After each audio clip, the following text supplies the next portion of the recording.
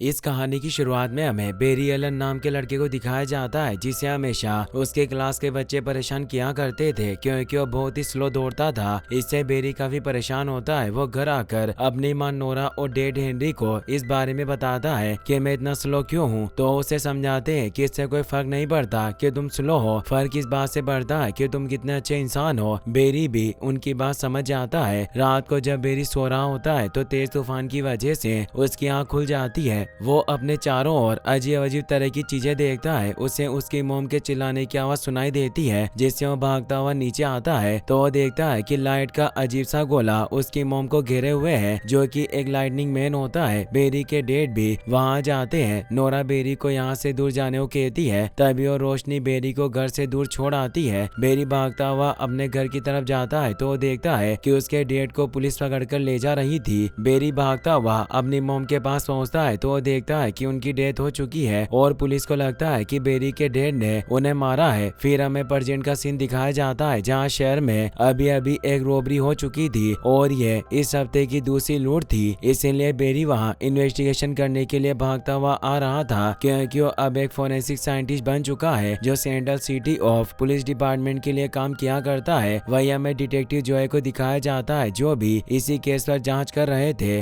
Research से उन्हें पता चलता है कि रॉबरी मॉडर्न ब्रदर्स ने की है। बेरी वहां पहुंचकर जांच करने लग जाता है। उसे वहां टायर के निशान दिखाई देते हैं। बेरी का दिमाग बहुत तेज था इसीलिए वो टायर देखकर ही बता देता है कि वो modern brothers Mustang Shelby car से आए थे। फिर वो वहां से टायर पर लगी मिट्टी को लैब में टेस्ट करने के लिए उठा लेता है। वो लैब में आकर उस पर रिसर्च करने लग जाता है। तभी वहाँ उसकी दोस्त आयरिस आ जाती है जो डिटेक्टिव जोए की बेटी थी। वो उसे कहती है कि हमें स्टार लैब शो देखने जाना है। तो बेरी उसे कहता है कि मुझे तुम्हारे डैड ने बहुत काम दिया है। तभी जोए भी वहाँ जाते हैं। बेरी उन्हें बताता है कि मॉडर्न ब्रदर्स जरूर फॉर्म में छिपे हुए हैं क्योंकि वो पदार्थ मुझे सड़क पर मिला था उसमें ऑक्सीटेट्रासाइक्लिन था जो कि यहाँ के सिर्फ 5 ही फॉर्म में मिलता है। इसीलिए मुझे यकीन है कि वो इन 5 फॉर्म से ही किसी फॉर्म में छिपे होंगे। फिर वो उन्हें 5 फॉर्म की लिस्ट देता है। इससे वो बहुत खुश होते हैं और वो उसे शो में जाने की परमिशन दे देते हैं। बेरी और आयरिस शो में पहुँचते हैं जहाँ स्टार लैब के CEO हैरिसन वेल्स आकर अपनी स्पीच देते हैं। वो बहुत ही शानदार साइंटिस्ट होते हैं। वो सभी से कहते हैं कि मैं और मेरी टीम मिलकर जल्दी एक ऐसी ऊर्जा विकसित करेंगे जो इंसानों के लिए बहुत ही उपयोगी होगी और ये हम बहुत ही जल्द करने वाले हैं। सभी से काफी खुश होते हैं। तभी वहाँ एक चोर आयरिस का लैपटॉप चुराकर भागने लगता है। बेरी उसे पकड़ने के लिए उसके पीछे जाता है लेकिन वो चोर उसी पर हमला कर देता है। आयरिस वहाँ आकर बेरी को संभालती है। वो चोर भागकर वहाँ से जाने लगता है। तभी वहाँ एडी नाम का पुलिस ऑफिसर आकर उस चोर को पकड़ लेता है। एडी का भी अभी सेंट्रल सिटी पुलिस डिपार्टमेंट में ट्रांसफर हुआ था। आयरिस उससे काफी इम्प्रेस हो जाती है। वही हमें दिखाया जाता है कि डिटेक्टिव जो है अपने साथी फ्रेड के साथ बेरी की बताई हुई जगहों पर मॉडर्न ब्रदर्स की तलाश कर रहे थे। वो उस सूची के आखिरी फार्म तक पहुंचते हैं जहां जब वो तलाशी लेने लगते हैं तो उन्हें मॉडर्न ब्रदर्स की कार दिखाई देती है। तभी मॉडर्न ब्रदर्स उन पर फायरिंग करना स्टार्ट कर देते हैं। जोए और फ्रेड भी उन पर फायरिंग करते हैं जिससे वो मॉडर्न ब्रदर्स में से एक को मार देते हैं लेकिन दूसरा फ्रेड को गोली मारकर प्लेन से वहां से निकल जाता है जिसका नाम मार्क मॉडर्न होता है। वही हमें बेरी को दिखाया जाता है जो जब लैब में पहुंचता है तो बेरी देखता है कि स्टार लैब्स की बिल्डिंग में एक बहुत बड़ा धमाका होता है जिससे चारों ओर एक अजीब सी रोशनी फैलने लग जाती है। वही हमें दिखाया जाता है कि मॉडर्न ब्रदर्स का एक साथी जो प्लेन से बचकर भाग रहा होता है उसका प्लेन एनर्जी की वजह से डिस्ट्रॉय हो जाता है। जो इस नजारे को अपनी आंखों के सामने देखते हैं। वही बेरी देखता है कि वहाँ लैब में अचानक अजीब सी चीजें होने लगती है। तभी वहाँ आसमान से बेरी के ऊपर बिजली गिर जाती है। बेरी से काफी बुरी तरीके से इंजर्ड हो जाता है और उसकी पूरी बॉडी में इलेक्ट्रिसिटी स्प्रेड हो रही थी। वहीं फिर हमें दिखाया जाता है कि जब बेरी को हॉस्पिटल लेकर जाया जाता है तो देखते हैं कि उसकी धड़कन काफी ज्यादा बढ़ चुकी है इसीलिए उसे इलेक्ट्रिक शॉक दिए जाते हैं लेकिन बेरी कोमा में चला गया था। फिर हमें 9 महीने बाद स्टार लैब्स को दिखाया जाता है जहाँ जब बेरी की 9 महीने बाद आँख खुलती है तो काफी परेशान हो जाता है। तो सिस्को से बताता है कि तुम स्टार लेब्स में हो। सिस्को मैकेनिकल इंजीनियरिंग में जीनियस होता है जो स्टार लेब्स के लिए काम करता था। तभी केलिन बेरी को बताती है कि लाइटनिंग अटैक से तुम्हारी बॉडी में बहुत बदलाव आए हैं और तुम्हारे सेल्स तेजी से बढ़ रहे हैं। बेरी भी ये देखकर हैरान हो जाता है कि उसके 6 पैक बन गए हैं। तभी वहाँ डॉक्टर हैरिसन आ जाते हैं। वो उसे कहते हैं कि मुझे तुमसे बात करनी है। बेरी उनसे मिलकर बहुत खुश होता है। वो उन्हें कहता है कि मैं हमेशा आपसे मिलना चाहता था। तो उसे कहते हैं कि स्टार लेब्स अभी के लिए बंद हो गई है क्योंकि उस रात उस धमाके में 18 लोगों की मौत हो गई थी और बहुत से लोग घायल हो गए और उस धमाके से मेरे पैर भी पैरालाइज हो गए। फिर उसे वो मशीन दिखाते हैं जो पूरी तरीके से डिस्ट्रॉय हो चुकी थी। हैरिसन उसे बताते हैं कि जब 9 महीने पहले हमने 45 मिनट के लिए पार्टिकल एक्सेलरेटर मशीन को ऑन किया तो सब कुछ ठीक था, लेकिन फिर इलेक्ट्रिक वोल्टेज काफी बढ़ गया जिससे बहुत ही खतरनाक विस्फोट हुआ और वो ऊर्जा आसमान में चली गई जिससे स्टॉर्म क्लाउड का निर्माण हुआ और वो ही बिजली तुम पर आकर गिरी। बेरी से काफी सैड हो जाता है। तो उसे बताते हैं कि जब तुम्हें हॉस्पिटल लेकर जाया गया तो वहाँ लाइट नहीं थी और डॉक्टर तुम्हारी बॉडी में हुए चेंजेस को समझ नहीं पा रहे थे क्योंकि तुम्हारा दिल बहुत तेजी से धड़क रहा था। फिर मैं तुम्हें यहाँ ले आया। आयरिस अक्सर तुमसे यहाँ मिलने आया करती थी। ये सुनकर बेरी आयरिस से मिलने के लिए जाने लगता है। वो सब उसे रोकते हैं कि तुम्हारे अभी बहुत से टेस्ट करने बाकी हैं, लेकिन बेरी उन्हें कहता है कि मैं ठीक हूँ। ये कहकर वो आयरिस से मिलने के लिए उसके कैफे में जाता है। आयरिस बेरी को देखकर बहुत खुश होती है। बेरी उसे कहता है कि मैं बिल्कुल ठीक हूँ। तभी वहाँ बेरी नोटिस करता है कि वो बहुत फास्ट हो गया जिसकी वजह से उसे हर चीज स्लो मोशन में दिखाई देने लगी है। बेरी को कुछ समझ नहीं आता। वहीं फिर हमें मार्क मार्डन को दिखाया जाता है जो बैंक में रॉबरी करने के लिए आता है। इसका मतलब ये होता है कि वो उस रात प्लेन क्रैश में बच गया था और उस एनर्जी की वजह से उसमें वेदर को कंट्रोल करने की पावर आ गई थी। वो वहाँ अपने वेदर की पावर से अटैक कर देता है। वहीं बेरी जोएस से मिलता है। सब उसे ठीक देखकर बहुत खुश होते हैं। तभी उन्हें इन्फॉर्मेशन मिलती है कि सिटी बैंक में रॉबरी हो गई है, इसीलिए वहाँ जाने के लिए निकलते हैं। तभी वहाँ बेरी देखता है कि एक कैदी गन से पुलिस ऑफिसर पर अटैक करने वाला है तो बहुत फास्ट उस कैदी को नीचे गिरा देता है। बेरी अपने अंदर ये सब पावर देखकर काफी परेशान हो जाता है। जब वो बाहर आता है तो वो बहुत फास्ट रन करता है जिससे वो समझ जाता है कि उसके अंदर सुपर पावर आ गई। इससे वो बहुत खुश होता है, लेकिन वो एक कार से जाकर टकरा जाता है। फिर वो स्टार लेब में हैरिसन को इस बारे में बताने जाता है तो फिर वो सब उसका स्पीड टेस्ट लेते हैं। बेरी जैसे ही दौड़ता है तो उसकी स्पीड देखकर हैरान रह जाते हैं क्योंकि उसकी स्पीड काफी ज्यादा होती है। बेरी को भी काफी मजा आ रहा होता है कि तभी उसे अपनी मोम के विजन्स आने लग जाते हैं। जब उस रोशनी ने उसकी मोम की जान ले ली थी, इन सब की वजह से वो सामने रखे ड्रम्स से टकरा जाता है जिससे उसके हाथ की हड्डी टूट जाती है। बेरी को जब वापस लेब में लाया जाता है तो केलिन उसे बताती है कि टकराने की वजह से तुम्हारे हाथ की हड्डी टूट गई थी, लेकिन तुम्हारा हाथ कुछ ही घंटों में वापस सही हो गया। इससे हमें पता चलता है कि तुम्हारी बॉडी में खुद को सही करने की भी पावर आ गई है। बेरी भी इससे काफी हैरान होता है। तभी हैरिसन उसके पास आते हैं और उसे कहते हैं कि तुम इतने अच्छे तरीके से दौड़ रहे थे तो तुम अचानक कैसे टकरा गए। तो बेरी उन्हें बताता है कि मुझे मेरे पास की बातें याद आने लगी थी। जब मैं 11 साल का था तो मेरी मोम की किसी अजीब सी रोशनी ने हत्या कर दी और वो अजीब सी रोशनी एक इंसान था, लेकिन इस बात पर किसी ने यकीन नहीं किया और सभी को लगा कि मेरे डैड ने ही मेरी मोम को मारा है। इसी वजह से आज भी मर्डर के इल्जाम में मेरे डैड को जेल में रखा हुआ है। बेरी काफी सैड हो जाता है क्योंकि उसे लगता है कि जिसने उसकी माँ को मारा था वो उसके जैसा ही स्पीस्टर था। तो हैरिसन उसे समझाते हैं कि तुम्हारे जैसा कोई और नहीं है। तो बेरी भी समझ जाता है। वो वापस कैफे में आता है तो देखता है कि आयरिस एडी से प्यार करने लगी है। यह देखकर बेरी बहुत सैड हो जाता है क्योंकि वो भी उसे पसंद करता था। आयरिस बेरी के पास आती है और उसे कहती है कि तुम इस बारे में मेरे डैड को मत बताना। तो बेरी उसे कहता है कि मैं तुम्हारे डैड से कुछ नहीं छुपा सकता।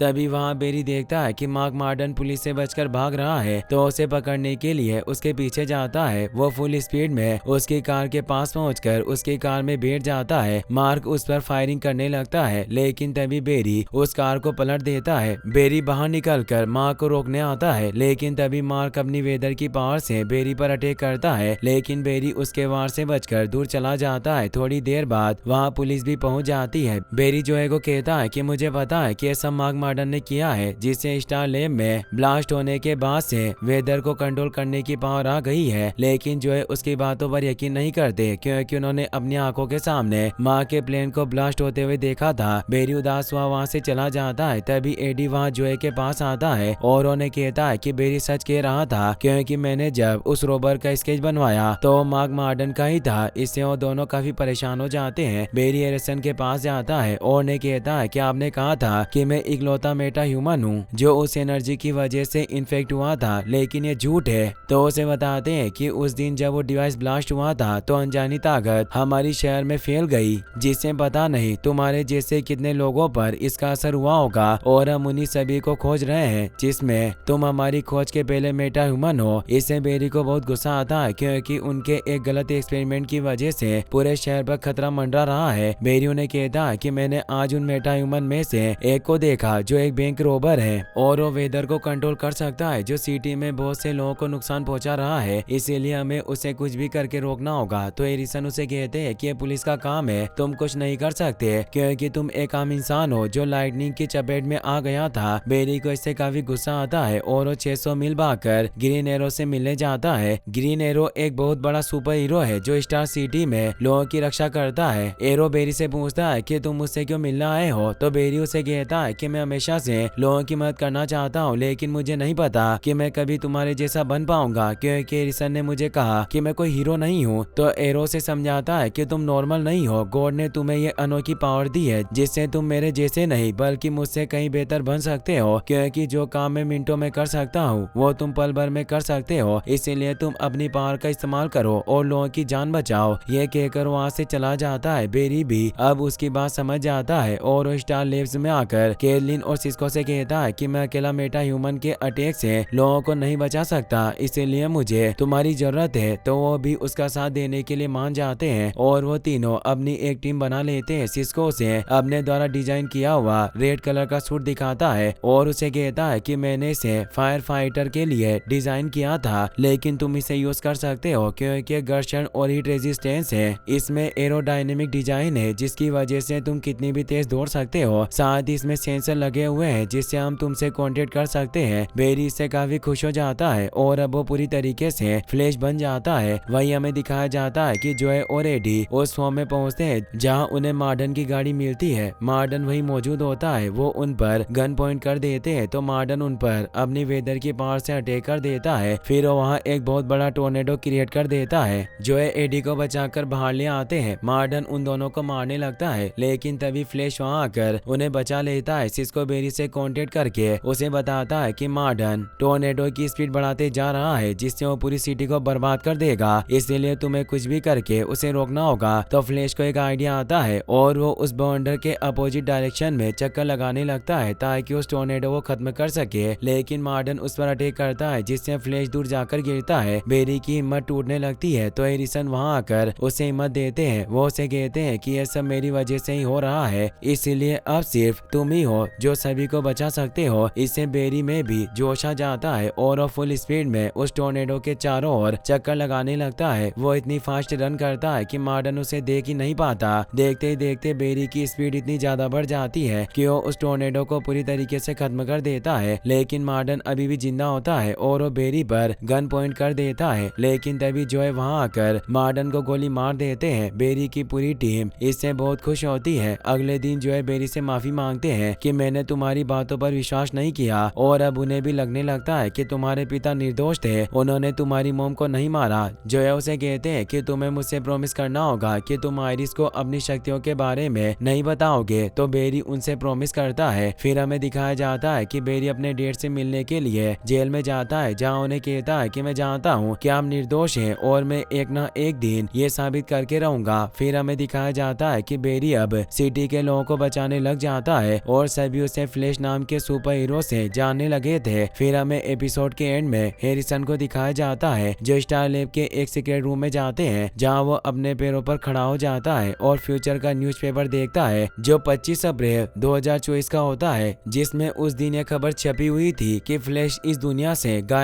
है। फिर अब हमें दिखाया जाता है कि सिटी में एक बिल्डिंग में आग लगी होती है और वहाँ कुछ लोग फंस गए थे। तो फ्लैश सिस्को की मदद से उस जगह पहुँच जाता है और वहाँ सभी लोगों को सेफली बचा लेता है। तभी वहाँ सिस्को की लैब में कैथलीन आ जाती है, जो जब देखती है कि सिस्को और बेरी मिलकर लोगों को बचा रहे हैं तो बेरी को स्टार लैब में बुलाती है, जहाँ वो बेरी पर बहुत गुस्सा होती है कि तुम इस तरह से लोगों को नहीं बचा सकते, इससे तुम्हारी जान भी जा सकती है। तो बेरी उसे कहता है कि हमने यही तो तय किया था कि मैं मेरी फास्ट स्पीड से सभी की मदद करूंगा। तो कैथलीन उसे कहती है कि तुमने मुझे कहा था कि तुम उन सभी मेटा ह्यूमन को ढूंढोगे जिस पर उस ऊर्जा का असर हुआ था, लेकिन हमें मार्डन के बाद एक भी मेटा ह्यूमन नहीं मिला है। तो बेरी कैथलीन की बात नहीं सुनता और उसे कहता है कि यहाँ के लोगों को मदद की जरूरत है और हम मिलकर उन्हें बचा सकते हैं। तो कैथलीन गुस्सा होकर वहाँ से चली जाती है। सिस्को बेरी से कहता है कि क्या आज तुम्हारे साथ कुछ हुआ था, क्योंकि मुझे तुम्हारे सुर से पता चला है कि तुम्हारी धड़कन कुछ सेकंड के लिए बढ़ गई थी। तो बेरी उसे कहता है कि मुझे तो कुछ नहीं हुआ।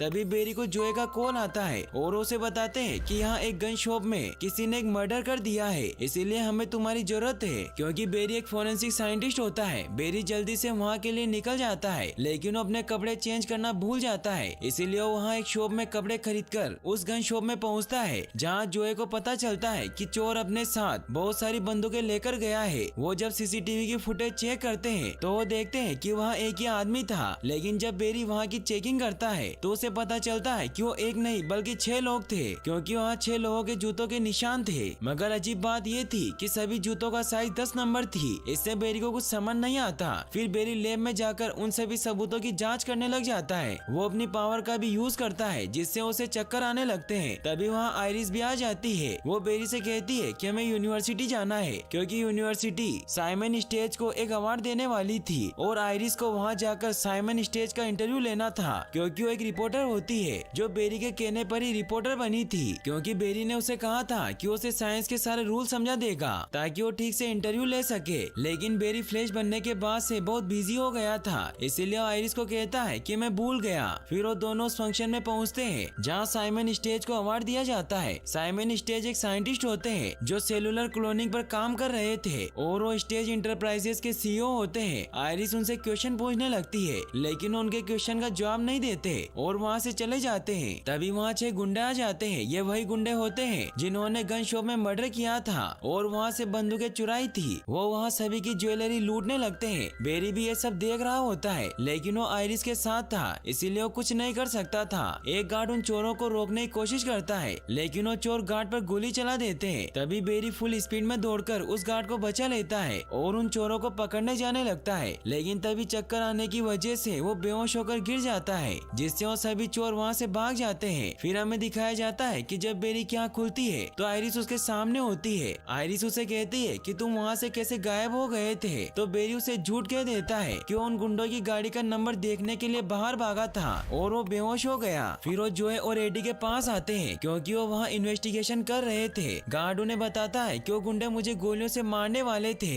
लेकिन तभी मैं अचानक बाहर था। तो जोए से समझ जाते हैं कि बेरी ने उसे बचाया है। वो बेरी को अपने साथ लेकर जाते हैं। बेरी जोए को कहता है कि ये वही लोग थे जिन्होंने आज सुबह गन शॉप में चोरी की थी। जोए उसे कहते हैं कि तुम्हें उन चोरों के पीछे नहीं भागना चाहिए था, क्योंकि बुरे लोगों को पकड़ना तुम्हारा काम नहीं है बल्कि मेरा है, इसीलिए तुम मुझसे वादा करो कि अब तुम ऐसा कुछ नहीं करोगे। तो बेरी उनसे वादा करता है। फिर बेरी जब स्टार लैब में जाता है तो कैथलीन बेरी पर बहुत गुस्सा होती है कि तुमने हमसे कुछ क्यों नहीं कहा कि तुम बेहोश हो रहे हो, क्योंकि इससे बेरी को हार्ट अटैक भी आ सकता था। फिर वो सभी बेरी के टेस्ट की तैयारी करते हैं ताकि वो चेक कर सके कि बेरी को चक्कर क्यों आ रहे हैं। सिस्को ने बेरी के लिए एक खास तरह की ट्रेडमिल बनाई थी जो बहुत ही फास्ट थी। बेरी उस ट्रेडमिल पर फुल स्पीड में दौड़ने लगता है। फिर वो सभी बेरी के हेल्थ के बारे में चेक करते हैं तो उन्हें पता चलता है कि बेरी का ग्लूकोज लेवल कम है। इससे वो समझ जाते हैं कि बेरी ग्लूकोज की कमी की वजह से बेहोश हो रहा है। वो बेरी को रुकने को कहते हैं, जिससे बेरी पीछे टकरा जाता है। वहीं डिटेक्टिव जो है जब लैब में पहुंचते हैं तो देखते हैं कि बेरी वहाँ नहीं होता, लेकिन उन्हें वहाँ स्टार लैब की टी शर्ट दिखाई देती है, जिससे वो समझ जाते हैं कि बेरी जरूर स्टार लैब गया होगा। वहीं बेरी की जब आँख खुलती है तो कैथलीन उसे बताती है कि तुम बेहोश हो गए थे क्योंकि तुम्हारे शरीर में ग्लूकोज की कमी है। तो सिस्को उसकी नई डाइट बनाता है और उसे कहता है कि तुम्हें ग्लूकोज की 40 बोतलें चढ़ानी होगी क्योंकि तुम्हें ग्लूकोज की बहुत कमी है। तभी वहाँ जोए भी आ जाते हैं। हैरिसन उन्हें कहते हैं कि बेरी हमारे साथ काम कर रहा है और हम उसकी मदद कर रहे हैं। तो जोए उसे कहते हैं कि अगर तुम सच में बेरी की मदद करना चाहते हो तो तुम बेरी को रोकते,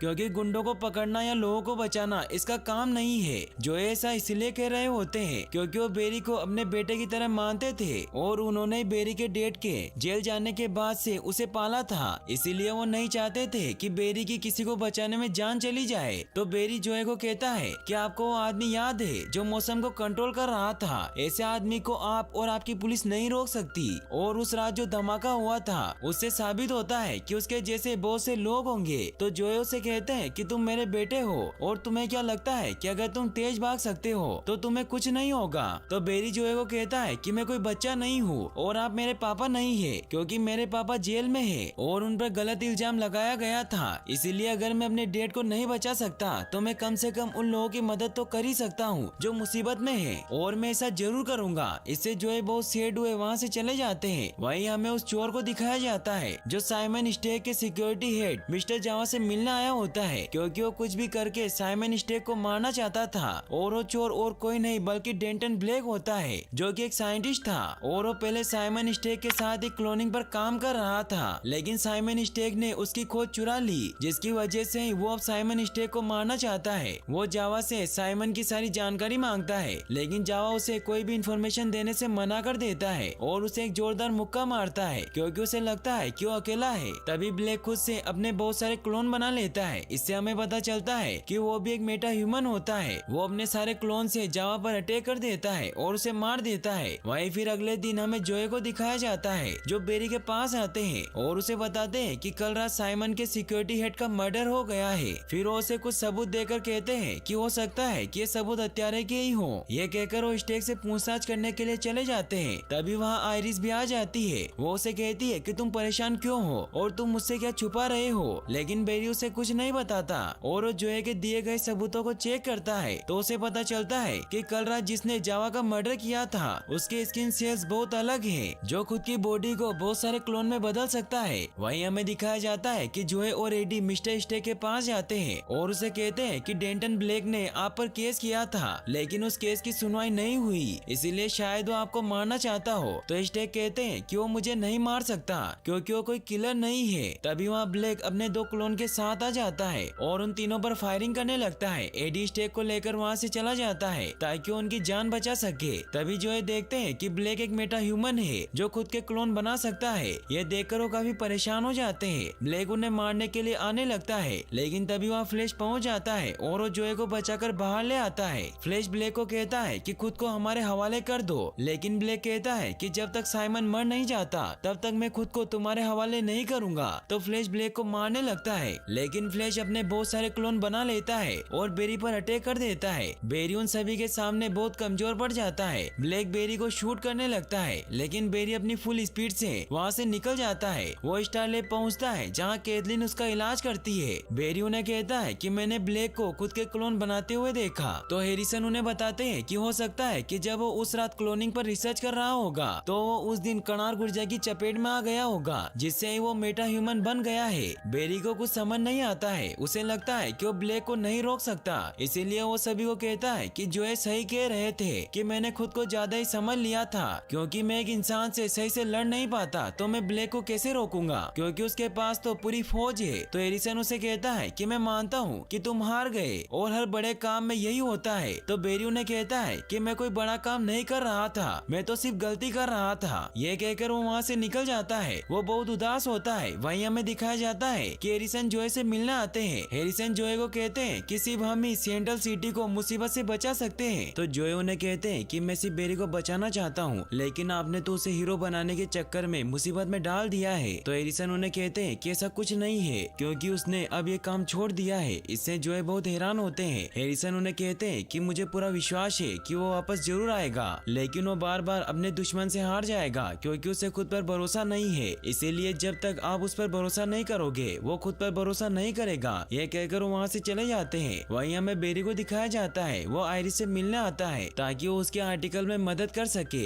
जहाँ आयरिस उसे बताती है कि मुझे टॉपिक मिल गया है जो संजानी ताकत का है, जो सिटी में सभी लोगों को बचा रहा है। तभी बेरी को कैथलीन का कॉल आता है और उसे फौरन स्टारलैब बुलाती है। बेरी बहुत स्पीड में स्टारलैब पहुँचता है, जहाँ वो डेंटन ब्लेक को देखकर काफी घबरा जाता है। तो कैथलीन उसे बताती है कि असली डेंटन ब्लेक नहीं है, ये उसका क्लोन है जिसे खुद मैंने तुम्हारे सूट पर मौजूद ब्लैक के ब्लड सैंपल से बनाया है। लेकिन बेरी को कुछ समझ नहीं आता कि ये क्लोन मूव क्यों नहीं कर रहा है। तो एडिसन उसे कहते हैं कि ये क्लोन बिना ब्लैक के काम नहीं कर सकते, क्योंकि जब हमने इसका दिमाग स्कैन किया था तो हमें उससे पता चला कि इन क्लोन का दिमाग रिसीवर की तरह काम करता है। तो कैथलीन बेरी को कहती है कि इसका मतलब ये है कि अगर असली ब्लैक को पकड़ लिया जाए तो ये सारे क्लोन बंद हो जाएंगे। तो बेरी उससे पूछता है कि मैं असली ब्लैक को कैसे पहचानूंगा। तो कैथलीन उसे बताती है कि ब्लैक को एक साथ बहुत सारे क्लोन को काबू करने के लिए ढेर सारी ताकत की जरूरत होती है। इसका मतलब ये है कि जो ब्लैक तुम्हें सबसे ज्यादा थका हुआ लगे तुम्हें उसे ही पकड़ना है, वही असली ब्लैक होगा। फिर सिस्को बेरी को एक प्रोटीन बार देता है ताकि बेरी की ताकत बरकरार रहे। तभी अचानक ब्लैक का क्लोन एक्टिवेट हो जाता है, मगर तभी जोए वहाँ आकर उसे शूट कर देते हैं। बेरी एरिसन से पूछता है कि क्लोन एक्टिवेट कैसे हुआ। तो एरिसन उसे बताते हैं कि जरूर ब्लैक कहीं जा रहा होगा और जरूर ये उसी का पीछा कर रहा है। फिर जोए सभी से कहते हैं कि ब्लैक साइमन को मारने जा रहा है। तो बेरी उन्हें कहता है कि आपको पुलिस को इसके बारे में बताना चाहिए। तो जोए उसे कहते हैं कि पुलिस भी उसे नहीं रोक सकती क्योंकि वो अब मार्डन जैसा बन गया है, इसीलिए सिर्फ तुम ही उसे रोक सकते हो। बेरी को इससे काफी कॉन्फिडेंस आ जाता है। वो अपना सूट पहनकर स्टेक इंडस्ट्रीज की तरफ निकल जाता है। वहीं ब्लैक स्टेक इंडस्ट्रीज पहुंचकर वहां के सारे गार्ड को मार देता है और फिर वो साइमन को भी मारने लगता है। लेकिन तभी फ्लैश वहां पहुंचकर साइमन को बचा लेता है और उन्हें एक सुरक्षित जगह छोड़ देता है। ब्लैक के बहुत सारे क्लोन साइमन को ढूंढ रहे होते हैं। ब्लैक के क्लोन फ्लैश को मारने लगते हैं, लेकिन फ्लैश अपनी सुपर स्पीड से उन सभी से बचता हुआ उन्हें मारने लगता है। ब्लैक फ्लैश को कहता है कि तुम्हें क्या लगता है कि मैं ये सब अपनी नौकरी के लिए कर रहा हूँ, बल्कि मैं ये अपनी वाइफ एलिजाबेथ के लिए कर रहा हूँ, क्योंकि मेरी वाइफ को दिल की एक बहुत ही खतरनाक बीमारी थी। कई सालों तक उसका इलाज चला लेकिन कुछ नहीं हो पाया, इसीलिए मैंने उसके लिए क्लोनिंग से एक नया हार्ट बनाने का डिसाइड किया।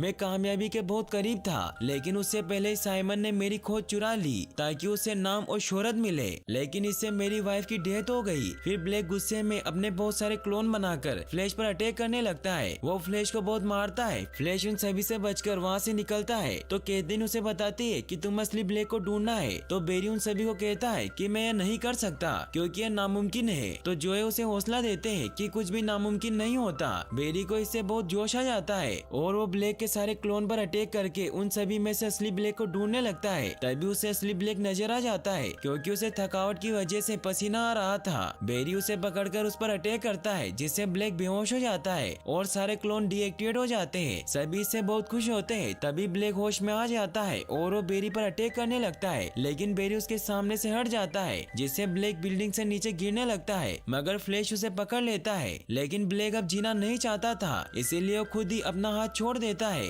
जिससे उसकी डेथ हो जाती है। फिर हमें दिखाया जाता है कि जोए बेरी से मिलने आते हैं। वो उसे कहते हैं कि तुम गलत हो, कि तुम लोगों को इसलिए बचा रहे हो क्योंकि तुम अपने डेड को बचा नहीं पाए, लेकिन हम दोनों मिलकर उन्हें बचा सकते हैं और हम ये पता लगा कर रहेंगे कि वो कौन था जिसने तुम्हारी मोम का कत्ल किया और हम तुम्हारे पापा को जेल से बाहर निकलवाएंगे। बेरी इससे काफी खुश होता है। वो जोए से कहता है कि आप मेरे पापा से कहीं बढ़कर है क्योंकि आपने मेरा बचपन से ख्याल रखा है। इससे वो दोनों काफी इमोशनल हो जाते हैं। वो साथ में पिज्जा खाते हैं। इसी के साथ एपिसोड 2 यहीं पर एंड हो जाता है। फिर हमें हैरिसन का मिस्ट्री सीन दिखाया जाता है जहाँ हैरिसन साइमन से मिलने जाते हैं, जहाँ साइमन हैरिसन को कहता है कि वो लाल मास्क वाला इंसान बहुत कमाल का था, इसीलिए अगर वो किसी तरीके से हमारे हाथ लग जाए तो हम पूरी दुनिया को बदल सकते हैं। लेकिन तभी हैरिसन व्हील चेयर पर खड़े हो जाते हैं और वो एक चाकू को साइमन के सीने में घुसाकर कहते हैं कि फ्लैश का जीना मेरे लिए बहुत जरूरी है। ये कहकर वो साइमन को मार देते हैं और अब हमें दिखाया जाता है कि बेरी आयरिस के साथ मूवी देखकर आ रहा होता है। तभी बेरी को कैथलीन और सिस्को का कॉल आता है जो उसे बताते हैं कि सड़क पर एक चोर पुलिस पर गोलियां चला रहा है। तो बेरी फुल स्पीड में दौड़कर उस जगह पहुंचता है और उस चोर को पकड़कर पुलिस की गाड़ी में बिठा देता है और वो आयरिस की कॉल खत्म होने से पहले ही वापस उसके पास पहुंच जाता है। वहीं हमें डर्बिनियन गैंग को दिखाया जाता है जो अपनी सीक्रेट मीटिंग करने के लिए एक रेस्टोरेंट में आए होते हैं, लेकिन तभी वहाँ कार्ल निम्बस पहुँच जाता है जो कि पहले उनकी ही गैंग का हिस्सा था, लेकिन उन्होंने उसे धोखा देकर जेल में भेज दिया था जिससे उसे मौत की सजा हो गई थी। इसी बात का बदला लेने के लिए कार्ल पूरी डर्बिनियन गैंग पर हमला कर देता है क्योंकि एक मेटा ह्यूमन बन गया था जो खुद को गैस में बदल सकता था। वो अपनी जहरीली गैस से सभी को मार देता है। फिर हमें दिखाया जाता है कि बेरी और जोए बेरी के डेथ के केस पर काम कर रहे थे। तभी वहाँ एडी आता है जो उन्हें बताता है कि किसी ने पूरे डर्बिनियन परिवार को मार दिया है। तो एडी अपनी पूरी टीम के साथ वहाँ पहुँचते हैं। बेरी जब डेड बॉडीज को देखता है तो जोए को बताता है कि इनकी मौत ऑक्सीजन की कमी की वजह से हुई है। और ऐसा जब होता है जब कोई लगातार जहरीली गैस लेता है। तो एडी वहाँ आकर बताता है कि अंदर आने का सिर्फ एक ही दरवाजा है और वो भी अंदर से लॉक था। इसका मतलब ये है कि किसी ने बाहर से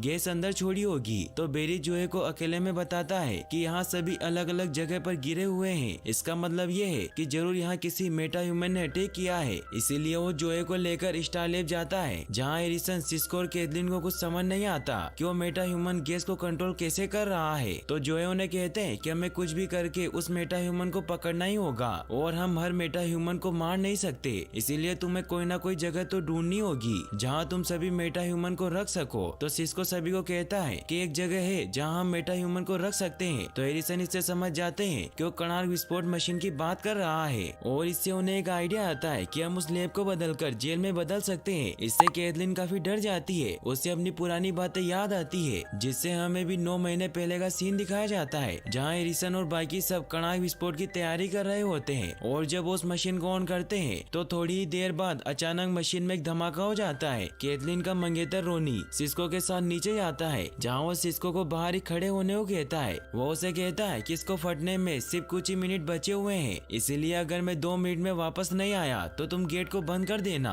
तो सिस्को उसकी बात नहीं सुनता और उसे कहता है कि अगर मैंने इसे बंद कर दिया तो ये गेट दोबारा नहीं खुलेगा और तुम अंदर मर जाओगे। तो रोनी उसे कहता है कि अगर तुमने गेट बंद नहीं किया तो यहाँ सभी लोग मारे जाएंगे और कोई भी जिंदा नहीं बचेगा। इसीलिए सिस्को को भी उसकी बात माननी पड़ती है। रोनी मशीन के अंदर चला जाता है, लेकिन जब वो 2 मिनट के बाद भी बाहर नहीं आता तो सिस्को को ना चाहते हुए भी वो गेट बंद करना पड़ता है। कैथलीन भागते हुए सिस्को के पास आती है और उसे दरवाजा खोलने को कहती है। तो सिस्को से कहता है कि मैं दरवाजा नहीं खोल सकता क्योंकि वो बंद हो चुका है। तभी वॉकी टॉकी से रोनी सिस्को से बात करता है। वो उसे कहता है कि मैंने विस्फोट को कम करने के लिए सिस्टम को संभाल लिया है और पाइपलाइन को सेट कर दिया है, जिससे ऊर्जा बाहर जाने की बजाय ऊपर जाएगी। तो सिस्को सिस्टम को रीसेट करने लगता है। कैथलीन रोनी से कहती है कि तुम्हें बाहर निकलने का कोई ना कोई रास्ता तो ढूंढना ही होगा। तो रोनी उसे कहता है कि मैं इस विस्फोट को रोक नहीं पाऊंगा, बल्कि मैंने तुम्हें बचाने के लिए ये गेट बंद करवाया है, जिससे कैथलीन बहुत सैड हो जाती है। तभी रोनी की कणार्क ऊर्जा की वजह से डेथ हो जाती है। इन सभी बातों को सोचकर कैथलीन काफी परेशान हो जाती है। तो बेरी एरिसन को कहता है कि मुझे जहरीली गैस की जांच करने में कैथलीन की मदद चाहिए। तो कैथलीन भी जाने के लिए मान जाती है। फिर वो दोनों साथ में बेरी की लैब में जाते हैं, जहाँ बेरी कैथलीन से रोनी के बारे में सवाल पूछता है कि वो कैसा था। तो कैथलीन उसे बताती है कि हम दोनों कणार्क विस्फोट पर काम करते हुए मिले थे, वो वहाँ एक इंजीनियर था, हम दोनों बिल्कुल अलग थे।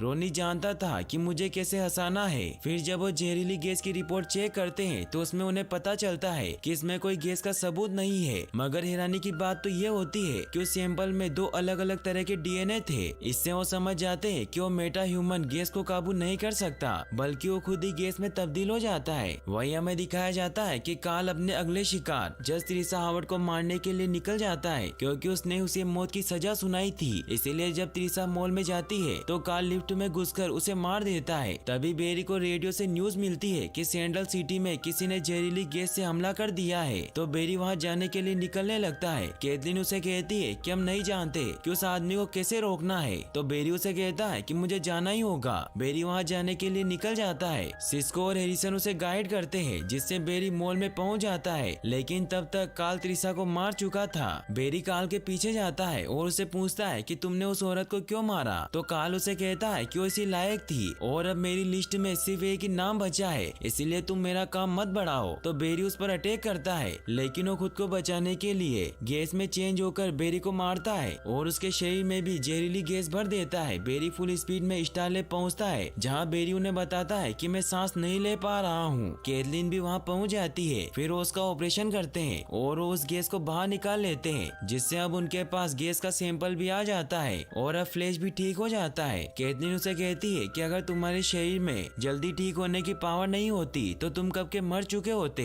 वो उस गैस के सैंपल पर जांच करना शुरू कर देते हैं, जो उन्हें बेरी के शरीर में मिला था। बेरी उन्हें कहता है कि मुझे पुलिस स्टेशन जाना है क्योंकि मुझे जोए से बात करनी है। तो एरिसन उसे आराम करने को कहते हैं, लेकिन बेरी उनकी बात नहीं सुनता और लैब में पहुंचता है, जहां वो जोए को बताता है कि मुझे वो अजीब इंसान मिला था। वो हवा में गैस को काबू नहीं करता, बल्कि वो खुद को जहरीली गैस में बदल सकता है। तो जोए उसे कहते हैं कि वो औरत एक जज थी और मैं उसके पुराने केसेस को देख रहा हूँ, शायद कोई सबूत मिल जाए। तो बेरी उन्हें कहता है कि अब इसका कोई मतलब नहीं है क्योंकि उनकी डेथ हो चुकी है और मुझे वहाँ जल्दी पहुँचना चाहिए था। तो जो उसे समझाते हैं कि अपने काम पर ध्यान दो, उसके बारे में ज्यादा मत सोचो। तो बेरी उन्हें कहता है कि मैं अपनी माँ को तो नहीं बचा सका, लेकिन मैं अपने डेड को तो बचा सकता हूँ। तो जो उसे कहते हैं कि मैंने तुमसे वादा किया था कि हम दोनों मिलकर तुम्हारे डेड को बाहर निकालेंगे। तो बेरी उन्हें कहता है कि मुझे आपकी मदद नहीं चाहिए क्योंकि मैं 1 सेकंड में उन्हें वहाँ से बाहर निकाल लूंगा और कोई मुझे देख भी नहीं पाएगा। तो जोए उसे कहते हैं कि माना अगर तुमने उन्हें बाहर भी निकाल लिया तो क्या वो पूरी जिंदगी पुलिस से भागते रहेंगे। फिर उसे समझाते हैं कि तुम सभी को बचा लोगे, लेकिन कोई एक ना एक तो रह ही जाएगा, इसीलिए कुछ चीजों से तुम लड़ नहीं सकते, कुछ चीजों को मान लेना ही सही है। ये कहकर वो वहाँ से चले जाते हैं। वहीं फिर बेरी जब ले पहुँचता है तो सिस्को उसे उसके फेफड़ों में मिली गैस का नमूना दिखाता है और हैरिसन उसे बताते हैं कि वो जहर और कोई नहीं बल्कि हाइड्रोजन साइनाइड है जो सेडेटिव मौत की सजा पाने वाले क्रिमिनल को देते हैं, जिसमें उन्हें चेम्बर में बंद करके हाइड्रोजन साइनाइड छोड़ी जाती है। तो बेरी कैथलीन को विस्फोट वाली रात के रिकॉर्ड चेक करने को कहता है। तो कैथलीन उस रात के रिकॉर्ड चेक करती है तो उसे पता चलता है कि उस रात एक आदमी को इसकी सजा मिली थी जिसका नाम कार्ल निम्बस था। बेरी उसे पहचान जाता है। कैथलीन उसके बारे में इंफॉर्मेशन देती है कि पहले डर्बिनियन गैंग के लिए काम करता था, लेकिन उन्होंने इसे धोखा दिया और एक केस में फंसा दिया। तो सिस्को से कहता है कि इसमें तो लिखा है कि इसकी डेथ हो चुकी है। तो बेरी उसे कहता है कि इसका मतलब ये है कि ये उस दिन डार्क मैटर ऊर्जा की चपेट में आ गया होगा। फिर उसे कार्ल की बात याद आती है कि उसे एक और आदमी को मारना था। तो वो जब कार्ल की फाइल चेक करते हैं तो उन्हें पता चलता है कि जोए ने कार्ल को गिरफ्तार किया था। इससे बेरी समझ जाता है कि कार्ल का अगला शिकार जोए है।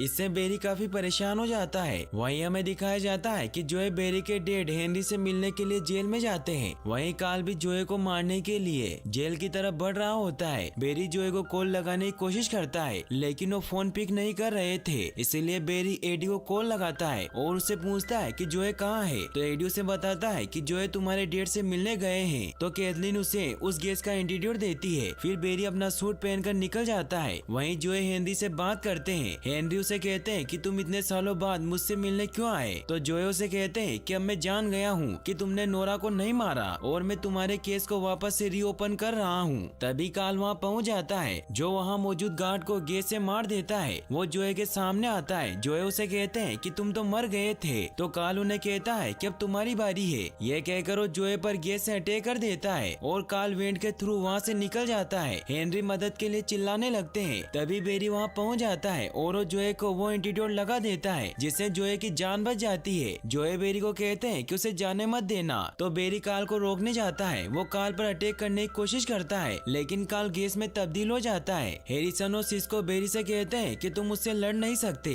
इसलिए तुम उसे अपने ऊपर हमला करने दो, जिससे वो खुद ब खुद थक जाएगा क्योंकि गैस के अणु बहुत दूर होते हैं, इसीलिए ये मेटा ह्यूमन ज्यादा देर तक इस फॉर्म में नहीं रह पाएगा। तो बेरी उनकी बात समझ आता है और वो फुल स्पीड में भागने लगता है, जिससे जब कार्ल उसका पीछा करता है तो कार्ल धीरे धीरे थकने लग जाता है और वो वापस से इंसान बन जाता है, जिससे मौका देखकर बेरी उस पर अटैक करके उसे बेहोश कर देता है। फिर हमें दिखाया जाता है कि जोए की जब आँख खुलती है तो वो देखते हैं कि बेरी वहीं मौजूद होता है। तभी आयरिस और एडी भी वहाँ आ जाते हैं। आयरिस जोए को बताती है कि हम दोनों एक दूसरे को पसंद करते हैं। तो जोए उसे कहते हैं कि मेरे लिए बहुत मुश्किल हो जाएगा और मुझे मुश्किल चीजें पसंद नहीं है, क्योंकि जोए को ये डर था कि एडी को कभी भी कुछ भी हो सकता है, लेकिन वो आयरिस के खातिर मान जाते हैं। वहीं हमें दिखाया जाता है कि हैरिसन, सिस्को और कैथलीन ने कार्ल को अपनी बनाई हुई नई जेल में बंद कर दिया था, जो कि बहुत ही एडवांस जेल थी जिसे कोई नहीं तोड़ सकता था। वहीं हमें दिखाया जाता है कि बेरी अपने डेड से मिलने जाता है और उन्हें बताता है कि जोए थोड़े समय में ठीक हो जाएंगे और यहीं पर ये एपिसोड खत्म हो जाता है। वहीं फिर हमें हैरिसन के मिस्टी सीन को दिखाया जाता है, जहाँ जब हैरिसन धमाके के बाद जब अपने सीक्रेट रूम में गए थे तो उन्होंने पहले ही देख लिया था कि बेरी पर उस ऊर्जा का असर होगा। और अब हमें दिखाया जाता है कि फ्लैश अपने वीकेंड पर अपने दोस्तों के साथ गेम खेल रहा होता है, जिससे उसकी स्पीड और सोचने की क्षमता का टेस्ट कर रहे थे। वहीं हमें दिखाया जाता है कि एक वेन डायमंड को सेंट्रल सिटी म्यूजियम में एग्जीबिशन के लिए लेकर जा रही होती है। तभी कुछ गुंडे उस डायमंड को चुराने के लिए आ जाते हैं और वो उस वेन को टॉय ट्रक की मदद से हाईजैक कर लेते हैं और उसके गेट को लिक्विड नाइट्रोजन की मदद से तोड़ देते हैं। तभी वहाँ स्टार लैब में इस बात का अलर्ट आ जाता है कि कोलिन रोड पर रॉबरी हो रही है। तो बेरी अपना सूट पहनकर फौरन वहाँ पहुँच जाता है और वो उन चारों चोरों को डायमंड चुराने से रोक लेता है। तभी एक चोर एक गार्ड पर गोली चला देता है, जिससे जब बेरी उस गार्ड गार्ड को हॉस्पिटल लेकर जाने लगता है तो चोर मौका पाकर वहाँ से भाग जाता है, लेकिन वो डायमंड चुराने में नाकामयाब हो जाते हैं। फिर दिखाया जाता है कि जो जब अपनी पूरी टीम के साथ वहाँ पहुँचते हैं तो वो देखते हैं कि वहाँ के सीसीटीवी कैमरों की फुटेज चोरी हो गई है। तभी बेरी भी वहाँ पहुँच जाता है। जो उससे पूछते हैं कि क्या तुमने यहाँ कुछ ऐसा देखा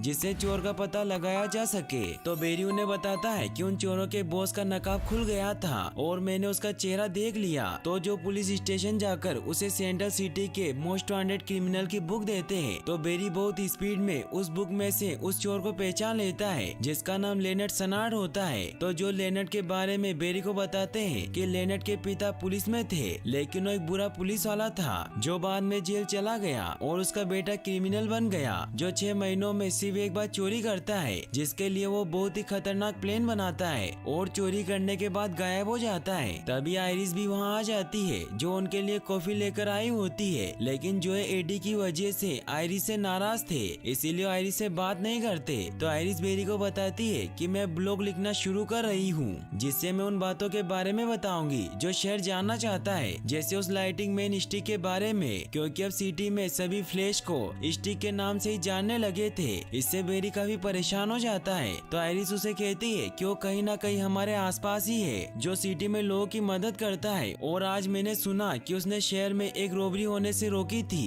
तो बेरी उसे समझाता है कि अगर तुम उस पर ब्लॉग लिखोगी तो सब तुम्हारा मजाक उड़ाएंगे, क्योंकि मैंने भी 11 साल की उम्र में इन बातों को लोगों को समझाया, लेकिन सभी ने मुझे पागल समझा। बेरी ये सब इसलिए कह रहा होता है क्योंकि वो नहीं चाहता था कि आयरिस इससे कोई मुसीबत में पड़े। फिर वो दोनों साथ में लैब में जाते हैं जहाँ फेलिसिटी मौजूद होती है जो बेरी से मिलने आई थी। फेलिसिटी एरो की टीम का हिस्सा होती है जो कंप्यूटर हैकिंग में माहिर है और एक बार बेरी ने भी उसके साथ एक केस पर काम किया था और वहीं स्टार्लिंग सिटी में उनकी मुलाकात हुई थी। बेरी और आयरिस फेलिसिटी से मिलकर बहुत खुश होते हैं। वहीं हमें लेनेट सनार्ड को दिखाया जाता है जिसे उसके आदमी बताते हैं कि कुछ हफ्तों से सिटी में अफवाहें सुनने को मिल रही है कि लोगों ने स्टिक को सड़कों पर घूमते देखा है। तो लेनेट उन सभी को कहता है कि मैं जब छोटा था तो मेरे दादा मुझे और मेरी छोटी बहन को एक रेस्टोरेंट में खाना खिलाने के लिए लेकर जाते थे जहाँ का खाना बकवास था, लेकिन वहाँ का व्यू कमाल का था क्योंकि उस रेस्टोरेंट के सामने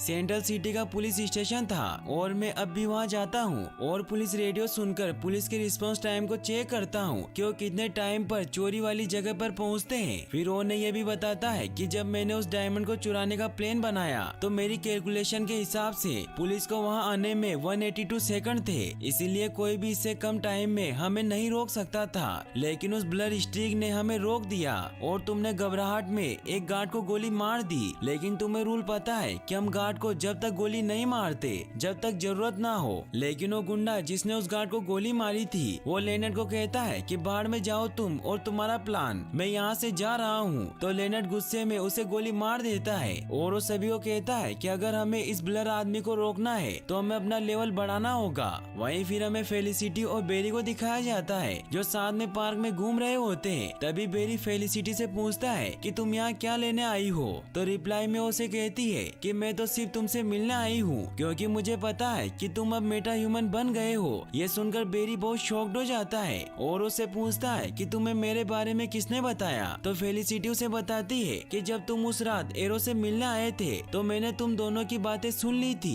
फिर वो उसे कहती है कि मुझे तुम्हारी स्पीड देखनी है। तो बेरी फुल स्पीड में एक बिल्डिंग पर जाकर फेलिसिटी की फोटो क्लिक करके लाता है। ये देखकर फेलिसिटी बहुत दंग रह जाती है। फिर बेरी उसे स्टार लैब लेकर जाता है जहाँ वो उसे बताता है कि यहाँ मेरी टीम मुजरिमों का पता लगाती है। फिर वो उसे सिस्को, कैथलीन और हेरिसन से मिलवाता है जिनसे मिलकर वो बहुत खुश होते हैं और बेरी उन्हें ये भी बता देता है कि एरो के साथ काम करती है। तो फेलिसिटी उसे कहती है कि तुम्हें मेरे बारे में सबको नहीं बताना चाहिए। फिर बेरी उसे फुल स्पीड में ट्रेडमिल पर दौड़कर दिखाता है जहाँ फेलिसिटी बेरी की टीम से पूछती है कि बेरी की टॉप स्पीड कितनी है। तो हेरिसन उसे कहते हैं कि हमने जिस स्पीड का अनुमान लगाया था अब ये उस स्पीड पर नहीं पहुँचा है। वहीं हमें दिखाया जाता है कि लेनर्ड अपने लिए पावरफुल वेपन खरीदने के लिए एक डीलर के पास जाता है ताकि वो फ्लैश को रोक सके। वो डीलर उसे बताता है कि मेरे पास मौजूद सारे वेपन बहुत ही पावरफुल है। तो लेनर्ड उसे कहता है कि मुझे ऐसी चीज चाहिए जो स्टिक को धीमा कर सकती है। तो डीलर उसे एक हाईटेक गन दिखाता है और उसे बताता है कि इसे स्टार लैब में बनाया गया था जिसे हमने स्टार लैब में हुए हादसे के बाद चोरी कर लिया था, लेनर्ड को उस गन के साथ ग्लासेस भी मिलते हैं जिनकी मदद से ही उस गन की फ्लेयर को देखा जा सकता था। लेनर्ड उस डीलर से पूछता है कि ये गन काम कैसे करती है, तो उसे बताता है कि इसमें से बहुत ही ठंडी चीज निकलती है जो किसी भी चीज को बर्फ की तरह जमा सकती है। तो लेनर्ड उस गन से उस डीलर को ही मार देता है ताकि उस गन के बारे में किसी को कुछ पता न चले।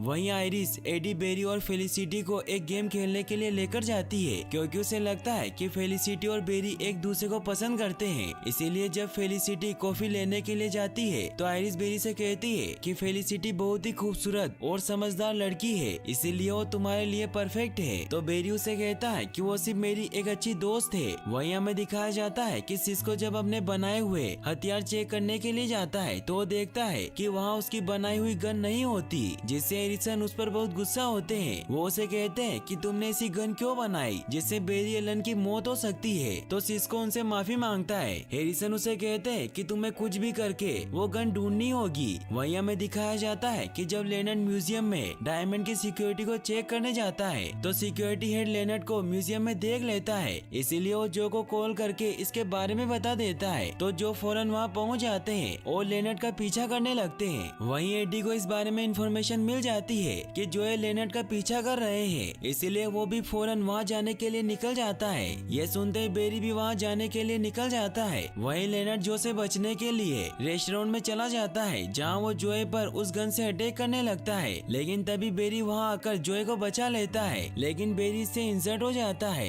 लेनर्ड समझ जाता है कि स्टिक सभी इंसानों की हिफाजत करता है, इसीलिए वो वहाँ मौजूद सभी इंसानों पर गन से हमला करने लगता है, लेकिन बेरी एक एक करके सभी को बचाते जाता है मगर वो एक आदमी को नहीं बचा पाता। इससे बेरी काफी उदास हो जाता है और लेनर्ड वहाँ से बचकर निकल जाता है। बेरी जब स्टारलैब पहुँचता है तो कैथलीन उसका इलाज करती है और उसे बताती है कि अगर तुम्हारा शरीर जल्दी ठीक नहीं होता तो तुम्हारी नसें कब की जम चुकी होती। फिर बेरी सभी को कहता है कि लेनर्ड मेटा ह्यूमन नहीं है, लेकिन उसके पास एक अजीब सी गन है जो सभी चीजों को जमा देती है। तो सिस्को ने बताता है कि वो गन मैंने बनाई थी और हैरिसन और कैथलीन का उसमें कोई रोल नहीं है। तो बेरी उससे पूछता है कि तुमने वो गन क्यों बनाई। तो सिस्को से कहता है कि स्पीड को कोल्ड रोक सकता है, इसीलिए वो गन मैंने तुम्हें रोकने के लिए बनाई थी क्योंकि मुझे उस वक्त नहीं पता था कि तुम असल में कैसे हो। तो बेरी उसे कहता है कि तुमने जैसा सोचा था मैं वैसा नहीं हूँ। तो कैथलीन बेरी को शांत करती है और उसे कहती है कि सिस्को ने ये सब तुम्हारी भलाई के लिए किया था। तो बेरी उसे कहता है कि वो मैं समझता हूँ, लेकिन तुमने मुझे इन सब के बारे में बताया क्यों नहीं। तुम्हारी वजह से एक इंसान की मौत हो गई। वहीं लेनर्ड अपने साथियों को कहता है कि आज रात हम म्यूजियम वापस जाकर वो डायमंड हासिल कर लेंगे। तो लेनर्ड के दोनों साथी उसे कहते हैं कि म्यूजियम को पुलिस ने घेर लिया है और वो स्टिक हमें नहीं छोड़ेगा। तो लेनर्ड उन्हें कहता है कि मैं स्टिक को रोक सकता हूँ और मैं उसकी कमजोरी भी जान गया हूँ। तो लेनर्ड के दोनों साथी लेनर्ड पर गन पॉइंट कर देते हैं और उसे कहते हैं कि हम तुम्हारा साथ नहीं देंगे, इसीलिए हम जिंदा यहाँ से जा रहे हैं क्योंकि तुम पागल हो गए हो। ये कहकर वो वहाँ से चले जाते हैं। वहीं बेरी काफी परेशान होता है, इसीलिए अपनी स्पीड बढ़ाने के लिए ट्रेडमिल पर दौड़ रहा होता है। तभी फेलिसिटी उसके पास आती है और उसे कहती है कि तुम्हें थोड़ा आराम कर लेना चाहिए। तो बेरी उसे कहता है कि मैं आराम नहीं कर सकता क्योंकि बार बार मेरी आंखों के सामने उस आदमी का चेहरा आ जाता है। तो फेलिसिटी उसे कहती है कि इसमें तुम्हारी कोई गलती नहीं है और न ही सिस्को की। तो बेरी उसे कहता है कि सिस्को को मेरे ऊपर भरोसा नहीं है, इसीलिए उसने वो गन बनाई। तो फेलिसिटी उसे समझाती है कि मैं ओलिवर और डिक जब शुरुआत में मिले थे तो हम एक परफेक्ट टीम नहीं थे और मैं भी खुद ओलिवर पर बहुत टाइम बाद भरोसा कर पाई हूँ। ये कहकर वहाँ से चली जाती है। वहीं दिखाया जाता है कि लेनर्ड उस डायमंड को हासिल करने के लिए म्यूजियम में पहुँच जाता है और उस डायमंड को हासिल कर लेता है। वहीं बेरी सिस्को से काफी नाराज होता है, इसीलिए उसकी बात नहीं सुनता। तो एरिसन बेरी को कहते हैं कि तुम्हें इसकी बात सुननी चाहिए। तो सिस्को ने बताता है कि मुझे लेनर्ड को ट्रैक करने का तरीका मिल गया है क्योंकि कोल्ड गन को एक इंजन कंट्रोल यूनिट से पावर मिल रही है और ये इंजन कंट्रोल यूनिट लगातार मेरे टेबलेट से अपडेट डाउनलोड कर रहा है, इसीलिए अगर मैं उसे फॉल्स मैसेज भेज दूं तो वो पिंग कर देगा जिससे हमें लेनर्ड की लोकेशन का पता चल जाएगा। तो बेरी उससे पूछता है कि इसमें कितना टाइम लगेगा। तो सिस्को से कहता है कि मैं आधे घंटे में सिटी के नेटवर्क को हैक कर लूंगा। तो फेलिसिटी उसे कहती है कि मुझे इसे हैक करने में 1 मिनट भी नहीं लगेगा क्योंकि हैकिंग के मामले में मैं बहुत तेज इंसान हूँ। ये कहते ही वो कुछ ही सेकंड में सिटी के नेटवर्क को हैक कर लेती है जिससे उसे पता चल जाता है कि लेनर्ड रेलवे स्टेशन की तरफ जा रहा है। तो एरिसन इससे समझ जाते हैं कि लेनर्ड ने डायमंड चुरा लिया है। तो बेरी भी अपना सूट पहन लेता है लेकिन वो अपना एयरपीस बंद कर लेता है क्योंकि वो सिस्को से बहुत गुस्सा था, इसीलिए वो नहीं चाहता था कि उनसे कोई बात करे। वहीं जोए और एडी भी लेनर्ड को पकड़ने के लिए रेलवे स्टेशन पहुंच जाते हैं, जहां जोए एडी को अंदर जाने से मना करते हैं क्योंकि उन्हें डर था कि एडी को कुछ भी हो सकता है, इसीलिए वो अकेले ही लेनर्ड को रोकने जाते हैं। तभी अचानक लेनर्ड जो के सामने आ जाता है और वो जो पर अटैक करने लगता है, लेकिन तभी वहाँ एडी आकर उन्हें बचा लेता है, मगर लेनर्ड ट्रेन पकड़कर वहाँ से निकल जाता है। तभी फ्लैश भी वहाँ पहुँच जाता है और उस ट्रेन का पीछा करने लगता है। वहीं फेलिसिटी सिस्को और कैथलीन को कहती है कि तुम्हें बेरी के पीछे जाना चाहिए, तो कैथलीन उसे कहती है कि वो ये अकेला ही करना चाहता है। तो फेलिसिटी उन्हें समझाती है कि वो तो ऐसा ही बोलेगा क्योंकि वो तुमसे नाराज है, लेकिन तुम उसकी टीम हो, इसीलिए तुम ही उसकी मदद नहीं करोगे तो कौन करेगा। तो वो भी उसकी बात समझ जाते हैं और सिस्को को एक आइडिया आता है। वहीं फ्लैश उस ट्रेन में पहुंच जाता है तो लेनर्ड उसे कहता है कि तुम मुझे नहीं रोक सकते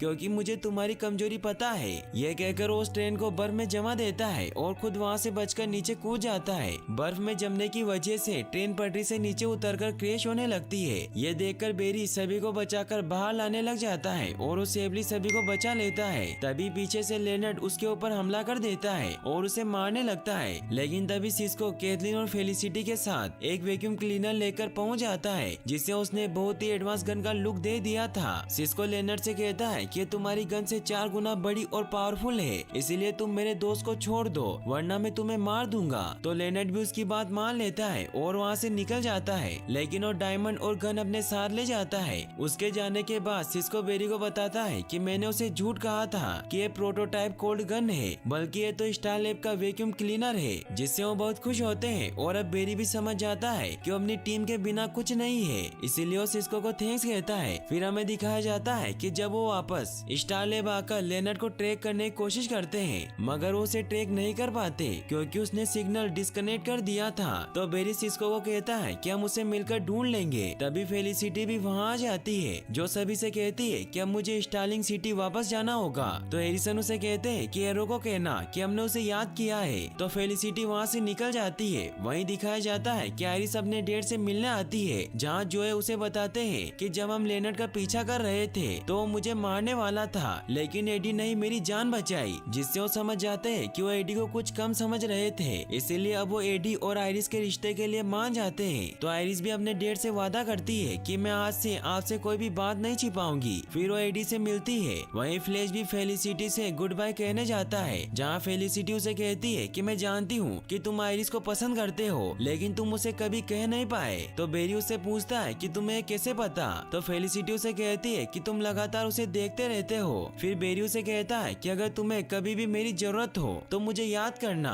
फिर बेरी वहाँ से चला जाता है और यहीं पर ये एपिसोड एंड हो जाता है। फिर हमें इस एपिसोड के एंड का मिस्ट्री सीन दिखाया जाता है, जहाँ लेनर्ड कुछ महीनों बाद अपने एक पुराने दोस्त से मिलने जाता है, जहाँ उसे कहता है कि मैंने तुम्हें कहा था कि अब हम नहीं मिलेंगे, लेकिन अब हालात बदल गए हैं क्योंकि अब मुझे सैंडल सिटी में ही काम करना है, इसीलिए मुझे तुम्हारे जैसे लोगों की जरूरत पड़ेगी क्योंकि तुम्हारे पास खास स्किल है। फिर वो उसे एक बहुत ही हाईटेक गन देता है क्योंकि उसने उस डीलर को मारकर सारी गन ले ली थी। इसका मतलब ये होता है कि वो वापस लौटकर जरूर आएगा। फिर अब हमें दिखाया जाता है कि बेरी के सभी दोस्त साथ में बार में मजे कर रहे होते हैं। वहीं हमें एक लेडी को दिखाया जाता है जो एक ऑफिस में अपनी फाइलें चुराने आई होती है क्योंकि एक मेटा ह्यूमन होती है जिसका नाम सेन स्यूसी होता है, जो किसी भी चीज को छूते ही उसे बॉम्ब में बदल सकती थी। उसे अपनी फाइल मिल जाती है, लेकिन तभी गार्ड उसे देख लेता है और उस पर गन पॉइंट कर देता है। तो सेन स्यूसी उसे कहती है कि मेरे पास मत आना, लेकिन वो गार्ड उसकी बात नहीं सुनता। तो स्यूसी अपने बैग को बॉम्ब बनाकर वहाँ से भाग जाती है, जिससे उस बिल्डिंग में ब्लास्ट हो जाता है। वहीं बाहर में एडी को इस बारे में इंफॉर्मेशन मिल जाती है कि एक बिल्डिंग में बॉम्ब ब्लास्ट हुआ है और वो वहाँ जाने के लिए निकल जाता है। तो बेरी भी उस बिल्डिंग के पास पहुँचता है, जहाँ बेरी देखता है कि एक वर्कर बिल्डिंग से लटका हुआ है। तो बेरी सिस्को और कैथलीन को कॉल लगाकर पूछता है कि मुझे बिल्डिंग पर चलने के लिए कितनी स्पीड में दौड़ना होगा। तो कैथलीन उसे बताती है कि तुम्हें तेजी से दौड़ना होगा, लेकिन तुम्हें नीचे आते वक्त अपनी रफ्तार बनाए रखनी होगी वरना तुम नीचे गिर जाओगे। तो बेरी फुल स्पीड में दौड़कर उस आदमी को बचाकर नीचे ले आता है। तभी आयरिस भी वहाँ आ जाती है, जो स्टिक को खुद अपनी आंखों के सामने उस आदमी को बचाते हुए देखती है। फिर हमें दिखाया जाता है कि जोए जब अपनी टीम के साथ वहाँ छानबीन करने के लिए पहुँचते हैं तो बेरी को वहाँ कुछ सबूत नहीं मिलता, लेकिन तभी एडी आकर उन्हें बताता है कि सिक्योरिटी गार्ड कह रहा है कि वो एक औरत थी, लेकिन यहाँ की सीसीटीवी फुटेज गायब है और यहाँ के गेट को किसी छोटे बम से उड़ाया गया है। इससे उन्हें लगता है कि उसने यहाँ से कोई फाइल चुराई होगी। फिर बेरी उन सभी फाइलों को चेक करने लगता है तो उसे उस फाइल का कोड मिल जाता है जो सेन स्यूसी ने चुराई थी। वहीं जोए और एडी जब पुलिस स्टेशन आते हैं तो वहाँ आर्मी के लोग मौजूद होते हैं तो कैप्टन जोए को बताते हैं कि जनरल आइलिंग है और अब से आर्मी ही उस धमाके की जांच करेगी। तो आइलिंग जोए से कहते हैं कि मुझे हर एक एविडेंस चाहिए जो तुमने इकट्ठा किया है। तो जोए उन्हें कहते हैं कितने सालों की नौकरी में किसी फौज वाले ने हमारे काम में दखल अंदाजी नहीं की। तो आइलिंग उसे कहते हैं कि मामला ही कुछ सीरियस है, इसीलिए अब हम ही इस केस की छानबीन करेंगे। तो जोए को भी उनकी बात माननी पड़ती है और वो बेरी को कह के उन्हें वो सारे एविडेंस दे देते हैं, लेकिन बेरी चालाकी से एक फाइल को निकाल लेता है। जोए बेरी को कहते हैं कि तुम्हें और तुम्हारे स्टार लैब के दोस्तों को इस पर नजर रखनी होगी। तो बेरी उन्हें कहता है कि मैं उन्हें खबर कर दूंगा। फिर जोए अपने घर जाते हैं जहाँ वो आयरिस को कहते हैं कि कल रात तुम धमाके वाली जगह पर क्यों आई थी, क्योंकि मेरे एक ऑफिसर ने तुम्हें देखा था। इससे जोए को लगता है कि वो एडी के लिए वहाँ गई थी। तो आयरिस उन्हें कहती है कि मैं एडी के लिए वहाँ नहीं गई थी, मैं वहाँ स्टिक को देखने गई थी क्योंकि मैं उस पर ब्लॉग लिख रही हूँ। तो जोए उसे कहते हैं कि स्टिक जैसा कुछ नहीं है। तो आयरिस उन्हें कहती है कि कल रात मैंने उसे अपनी आंखों से देखा। फिर वो अपने काम पर निकल जाती है। जोए से काफी परेशान हो जाते हैं। वहीं बेरी स्टारलैब जाकर अपने दोस्तों को बताता है कि किसी जनरल आइलिंग ने सीसीपीडी को अब इस केस से हटा दिया है। तभी वहाँ हैरिसन भी आ जाते हैं जो उन्हें कहते हैं कि मैं उसे जानता हूँ, उसका पूरा नाम जनरल वेड आइलिंग है और आज से करीब 10 साल पहले जनरल वेड आइलिंग ने मुझे एक जीन थेरेपी बनाने का कॉन्ट्रैक्ट दिया था जिसमें वो पूछताछ के लिए दिमाग पढ़ने की काबिलियत चाहते थे,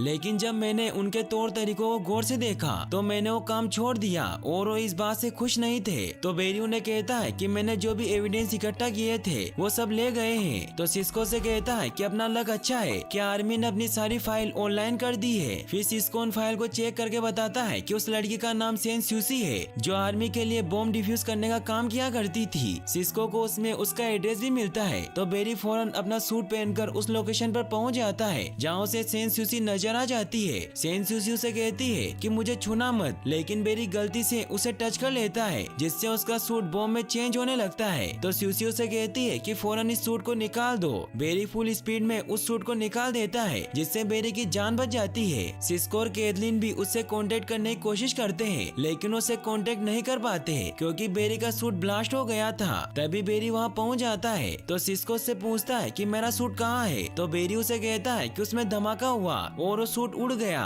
क्योंकि वो लड़की एक मेटा ह्यूमन है जो किसी भी चीज को छूते ही उसे बॉम्ब में बदल सकती है। तो सिस्को को बहुत गुस्सा आता है कि उसने उसका सूट उड़ा दिया। तो कैथलीन उसे कहती है कि तुम्हारे पास 3 और है। फिर सिस्को उसके बारे में और इन्फॉर्मेशन निकालने लगता है। हैरिसन उन्हें कहते हैं कि स्यूसी मेटा ह्यूमन है इसीलिए आइलिंग उसमें दिलचस्पी ले रहा है। तभी जोए भी वहाँ आ जाते हैं जो बेरी को अपने साथ लेकर जाते हैं और उससे पूछते हैं कि क्या कल रात आयरिस ने तुम्हें देखा था। तो बेरी उन्हें कहता है कि वो अचानक मेरे सामने आ गई थी और मैं आपको बताने ही वाला था। तो जोए उसे कहते हैं कि वो तो अब ब्लॉग भी लिखने लगी है इसीलिए तुम अभी जाकर उसे बात करो। तो बेरी फौरन आयरिस के पास जाकर उसे कहता है कि तुम्हें उसके बारे में लिखना बंद करना होगा क्योंकि वो तुम्हारी सिर्फ एक कल्पना है। तो आयरिस उसे कहती है कि मैंने उसे देखा है, वो एक लाल सूट पहनता है। तो बेरी उसे कहता है कि अगर वो नकाब पहनता है तो वो सबसे अपनी पहचान छुपाना चाहता है। तो आयरिस उसे कहती है कि वो कौन है इससे कोई फर्क नहीं पड़ता, फर्क इस बात से पड़ता है कि लोगों को उसकी मौजूदगी का ही पता नहीं है और इससे तुम्हें क्या दिक्कत है, अगर मैं कुछ कर रही हूँ तो मेरा साथ क्यों नहीं देते। इस बात से गुस्सा होकर आयरिस वहाँ से चली जाती है। तभी बेरी को सिस्को का कॉल आता है और उसे बताता है कि हमने आइलिंग की सिक्योरिटी को हैक कर लिया है और उसके मुताबिक हमें सेन स्यूसी एंगलवुड में नजर आई है। तो कैथलीन उसे बताती है कि ये वही जगह है जहाँ डॉक्टर हेडली का ऑफिस है और ये वही डॉक्टर है जिसने स्यूसी पर कई ऑपरेशन किए थे और इसीलिए वो अपनी फाइल चुराने आई थी। सिस्को से कहता है कि आइलिंग भी वहाँ पहुँचता होगा इसीलिए आइलिंग से पहले तुम्हें उसे ढूंढना होगा। तो बेरी फौरन वहाँ जाने के लिए निकल जाता है। वहीं सेन स्यूसी डॉक्टर हेडली के ऑफिस में पहुँच जाती है। वो उन्हें कहती है कि जब मैं कोमा से बाहर आ रही थी तो आप मेरी चीर फाड़ कर रहे थे। तो हेडली उसे कहते हैं कि मैं तो सिर्फ तुम्हारी मदद करने की कोशिश कर रहा था लेकिन तुम ही उसे कंट्रोल नहीं कर पाई। तो स्यूसी उन्हें कहती है कि आप और आइलिंग ने मुझे ऐसा बनाया है। तभी आइलिंग भी अपनी आर्मी के साथ वहाँ पहुँच जाता है। तभी बेरी भी वहाँ आ जाता है लेकिन तभी आइलिंग के ऑफिसर स्यूसी के हाथ पर गोली चला देते हैं जिससे वो नीचे गिर जाती है। तो बेरी उसे कहता है कि मैं तुम्हें आइलिंग से बचा सकता हूँ और तुम्हारे साथ जो भी हुआ उसे समझा सकता हूँ क्योंकि वो सब मेरे साथ भी हुआ था। तो स्यूसी भी उसकी बात मान लेती है। तभी आर्मी वहाँ हमला कर देती है लेकिन बेरी उसे वहाँ से बचाकर स्टार लैब ले जाता है जहाँ हैरिसन स्यूसी स्यूसी को बताते हैं कि जब कर्नाक विस्फोट हुआ था तो कुछ लोगों पर उसकी ऊर्जा का असर हुआ था और उन लोगों में से एक तुम थी, क्योंकि 10 महीने पहले तुम सेंट्रल सिटी में ही थी। तो स्यूसी उन्हें बताती है कि मुझे अफगानिस्तान से वापस लाया जा रहा था क्योंकि मैं वहाँ बॉम्ब डिफ्यूज करती थी और एक दिन बॉम्ब का एक टुकड़ा मेरे शरीर में घुस गया।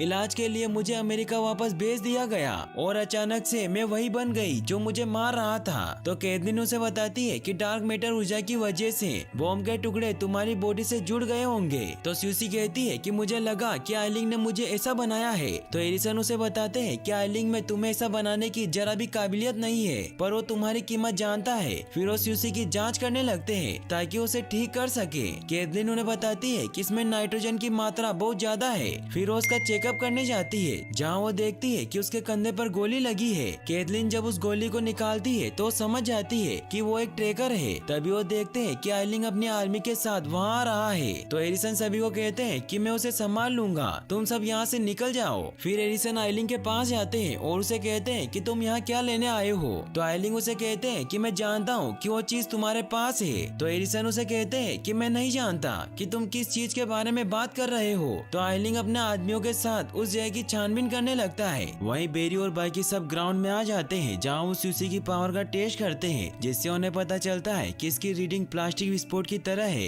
इससे सिस्को से प्लास्टिक नाम देता है। स्यूसी बेरी से कहती है कि क्या इन लोगों ने तुम्हारी मदद की। तो बेरी कहता है कि इन्होंने मेरी ताकत को इस्तेमाल करने में मेरी काफी मदद की, लेकिन ये मुझे नॉर्मल नहीं कर सकते। तभी बेरी को जोए का कॉल आता है और उसे कहते हैं कि तुम्हारी आइरिस से बातचीत का बहुत गहरा असर पड़ा है, जिससे वो ब्लॉग में अपना नाम भी डालने लगी है, जिससे जोए उससे बहुत नाराज हो जाते हैं। सिस्को भी उसे कहता है कि यह आइरिस के लिए अच्छा नहीं है, क्योंकि अगर किसी बुरे मेटा ह्यूमन को ये पता चला कि आइरिस खुद जानती है तो उसे परेशान करेंगे। बेरी भी इससे काफी परेशान हो जाता है, इसीलिए वो स्ट्रिक बनकर आइरिस से मिलने जाता है। वो उसे कहता है कि तुम्हें मेरे बारे में लिखना बंद करना होगा। तो आइरिस उसे कहती है कि ऐसे बहुत से लोग हैं जिन्हें तुम्हारी जरूरत है, बस उन्हें उम्मीद चाहिए। तो स्ट्रिक उसे कहता है कि इसे मजाक में मत लो, मैं चाहता हूँ कि तुम इसे रोक दो। तो आइरिस उसे कहती है कि क्या तुम लोगों की मदद करना रोक सकते हो। तो बेरी उसे कहता है कि ये काम मैं तारीफ पाने के लिए नहीं करता और तुम ये काम किस लिए कर रही हो। तो आइरिस उसे कहती है कि मेरा एक दोस्त है जिसके साथ बचपन में एक बुरा हादसा हुआ था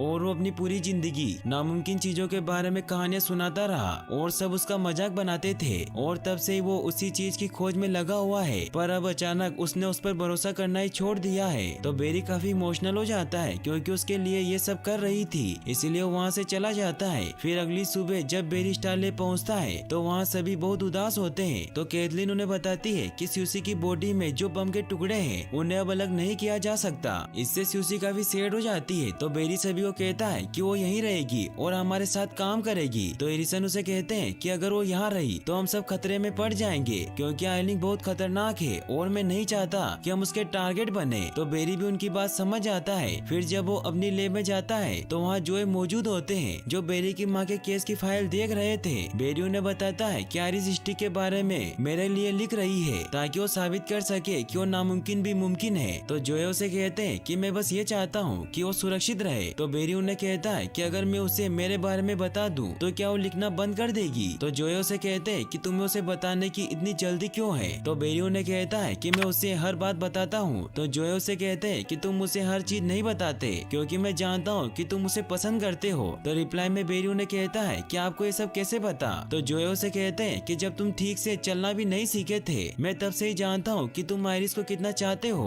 और मैं कब से चाह रहा हूँ कि तुम ये बात उसे बताओ, पर तुमने नहीं बताया। इससे बेरी काफी सैड हो जाता है और वो कहता है कि अब वो किसी और के साथ है और बहुत खुश भी है। तो जोए से कहते हैं कि जब किसी चीज का मिलना तय होता है, जैसे किसी मामूली से लड़के को कमाल की तेजी का मिलना या फिर दो लोगों का मिलना, तो कायनात उसे पूरा कर ही देती है। यह कहकर जोए वहाँ से चले जाते हैं। वहीं एरिसन स्यूसी के पास आते हैं और उसे एक पहेली कहते हैं कि सिपाही खुद को सोया हुआ शेर कहते हैं। इसका मतलब ये होता है कि अगर कोई उनके दल पर हमला करे तो उन्हें छोड़ते नहीं। फिर एरिसन उसे कहते हैं कि उस धमाके में जितने भी अच्छे लोगों का नसीब बदला वो सब तुम्हारी टीम का हिस्सा है और जनरल आइलिंग जब तक उस टीम पर हमला करना बंद नहीं करेगा जब तक वो उससे मिल नहीं जाते, इसीलिए तुम्हें उसे खत्म करना होगा। तो स्यूसी भी एरिसन की बातों में आ जाती है। फिर हमें दिखाया जाता है कि अगली सुबह जब बेरी स्टारलेब आता है तो वो देखता है कि स्यूसी वहाँ नहीं है। तो बेरी समझ जाता है कि वो जरूर अपना बदला लेने गई होगी, इसीलिए वो सिस्को को कह के आइलिंग की इन्फॉर्मेशन निकालने को कहता है। तो सिस्को से बताता है कि वो सब किनारे के पास यूसी से मिलने जा रहे हैं। तो बेरी वहाँ पर जाने के लिए निकल जाता है। वहीं आइलिंग किनारे पर पहुँच जाता है, जहाँ वो यूसी को कहता है कि मैं जानता हूँ कि तुम यहाँ सरेंडर करने नहीं आई हो, तुम मुझे मारने आई हो। फिर आइलिंग उसे समझाने की कोशिश करते हैं कि आज दुनिया भर के लोग हमारे देश को तबाह करना चाहते हैं, इसीलिए इस लड़ाई में काफी सारे अमेरिकन सिपाही मारे जाएंगे और अगर तुम हमारा साथ दो तो हमारी जीत जरूर होगी। तो स्यूसी उसे कहती है कि सबसे बड़ा खतरा तो तुम हो, इसीलिए मैं तुम्हें मार दूंगी। यह कहकर वो सभी पर अटैक कर देती है और वो आइलिंग को मारने जाने लगती है, लेकिन तभी वहाँ फ्लैश पहुँच जाता है। वो आइलिंग को कहता है कि तुम एक सिपाही हो, इसका मतलब ये नहीं कि तुम लोगों को मार दो।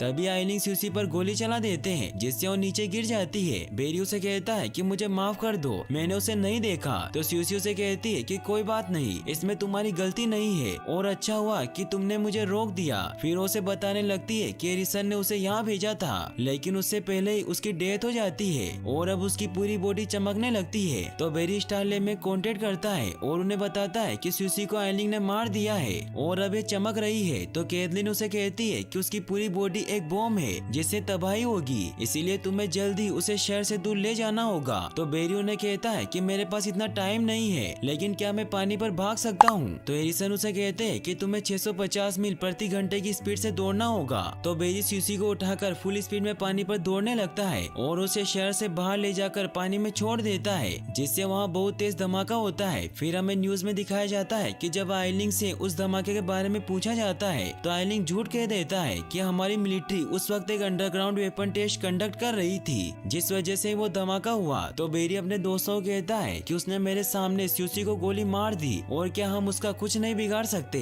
तो एरिसन उसे कहते हैं कि ताकतवर लोग किसी न किसी तरीके से अपना नसीब बदल लेते हैं। फिर बेरी आयरिस के पास जाता है और उसे कहता है कि तुम जो ब्लॉग लिख रही हो और अपना नाम सभी को बता रही हो, यह खतरनाक है, इसीलिए मैं तुमसे आखिरी बार रिक्वेस्ट करता हूँ कि तुम इसे बंद कर दो। तो आयरिस उसे कहती है कि मैं लिखना तब तक बंद नहीं करूंगी जब तक कि पूरी दुनिया को विश्वास नहीं हो जाता कि स्टिक सच में मौजूद है। तो इस बात को लेकर बेरी उससे काफी नाराज हो जाता है। फिर हमें दिखाया जाता है कि आइलिंग एरिसन से मिलने आते हैं। वो उसे कहते हैं कि तुम तो अब भी मुझसे एक कदम आगे रहते हो। तो एरिसन उसे कहते हैं कि मुझे नहीं पता कि तुम किस चीज के बारे में बात कर रहे हो। तो आइलिंग उसे कहते हैं कि उस रात जब तुम्हारे लैब में धमाका हुआ था तब से मेटा ह्यूमन पैदा हुए हैं, इसीलिए हमें दोबारा साथ में काम करना चाहिए। तो एरिसन उसे कहते हैं कि चुपचाप यहाँ से निकल जाओ, क्योंकि मैं यहाँ चुटकियों में रिपोर्टर की फौज बुला सकता हूँ और मैं तुम्हारे खिलाफ कोर्ट में उन चीजों के खिलाफ खड़ा हो सकता हूँ जो कि हैवानियत से भरी थी। इसीलिए अगर तुमने अगली बार मुझे धमकी दी तो मैं तुम्हें खत्म कर दूंगा और मैं तुम्हारे करियर की बात बिल्कुल नहीं कर रहा हूँ। तो आइलिंग को भी वहाँ से जाना पड़ता है, लेकिन वो जाते जाते कहते हैं कि मुझे तुम्हारे राज के बारे में पता चल चुका है और बहुत जल्द दुनिया भी वो राज जान जाएगी। यह कहकर वो वहाँ से चले जाते हैं। फिर हमें आज से 5 साल पहले का सीन दिखाया जाता है, जहाँ हैरिसन आइलिंग के कॉन्ट्रैक्ट पर काम कर रहे थे, लेकिन उसके लिए उन्हें ग्रूट नाम के गोरिल्ला को टॉर्चर करना था,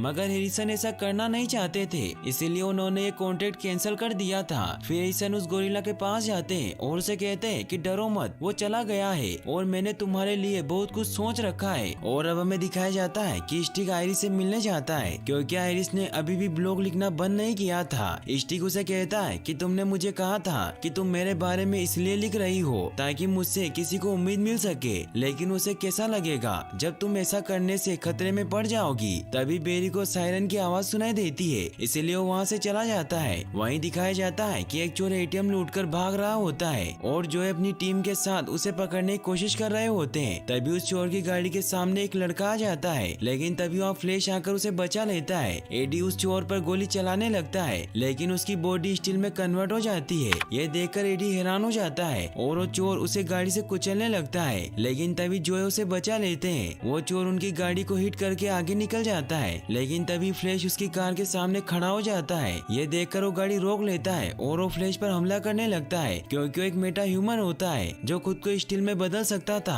फ्लैश उसके ऊपर अटैक करता है, लेकिन इससे उसका हाथ ही टूट जाता है और वो फ्लैश को बहुत मारता है और उसे कहता है कि तुम मार खाने के लिए ही पैदा हुए हो। वो वापस से बेरी पर अटैक करने लगता है, लेकिन बेरी वहाँ से निकल जाता है। फिर हमें दिखाया जाता है कि अगले दिन जब सिस्को, कैथलीन और हैरिसन स्टारले आते हैं तो देखते हैं कि बेरी वहाँ घायल पड़ा हुआ है। तो कैथलीन उसका इलाज करती है। वो देखती है कि उसके हाथ में पूरे 13 फ्रैक्चर हो गए हैं। हैरिसन बेरी से पूछते हैं कि तुम किस चीज से टकरा गए थे। तो बेरी उन्हें बताता है कि मैं एक बड़े और बुरे आदमी से टकरा मारा गया था, क्योंकि जब मैंने उसे मारा तो उसकी बॉडी स्टील में बदल गई। इसका मतलब ये है कि वो एक मैन ऑफ स्टील है। सिस्को से कहता है कि तुम अकेले उस मेटा ह्यूमन से लड़ने क्यों गए, तुमने हमें बताया क्यों नहीं। तो बेरी उसे कहता है कि मैं उस वक्त ड्यूटी पर नहीं था। फिर वो उन सभी से पूछता है कि मैं उस आदमी से कैसे लड़ सकता हूँ। तो एरिसन उसे कहते हैं कि हम कोई ना कोई तरीका जरूर निकाल लेंगे, लेकिन आज तुम आराम करो। फिर हमें दिखाया जाता है कि जब बेरी पुलिस स्टेशन जाता है तो जोए उसे पूछते हैं कि तुम्हें कल रात क्या हुआ था।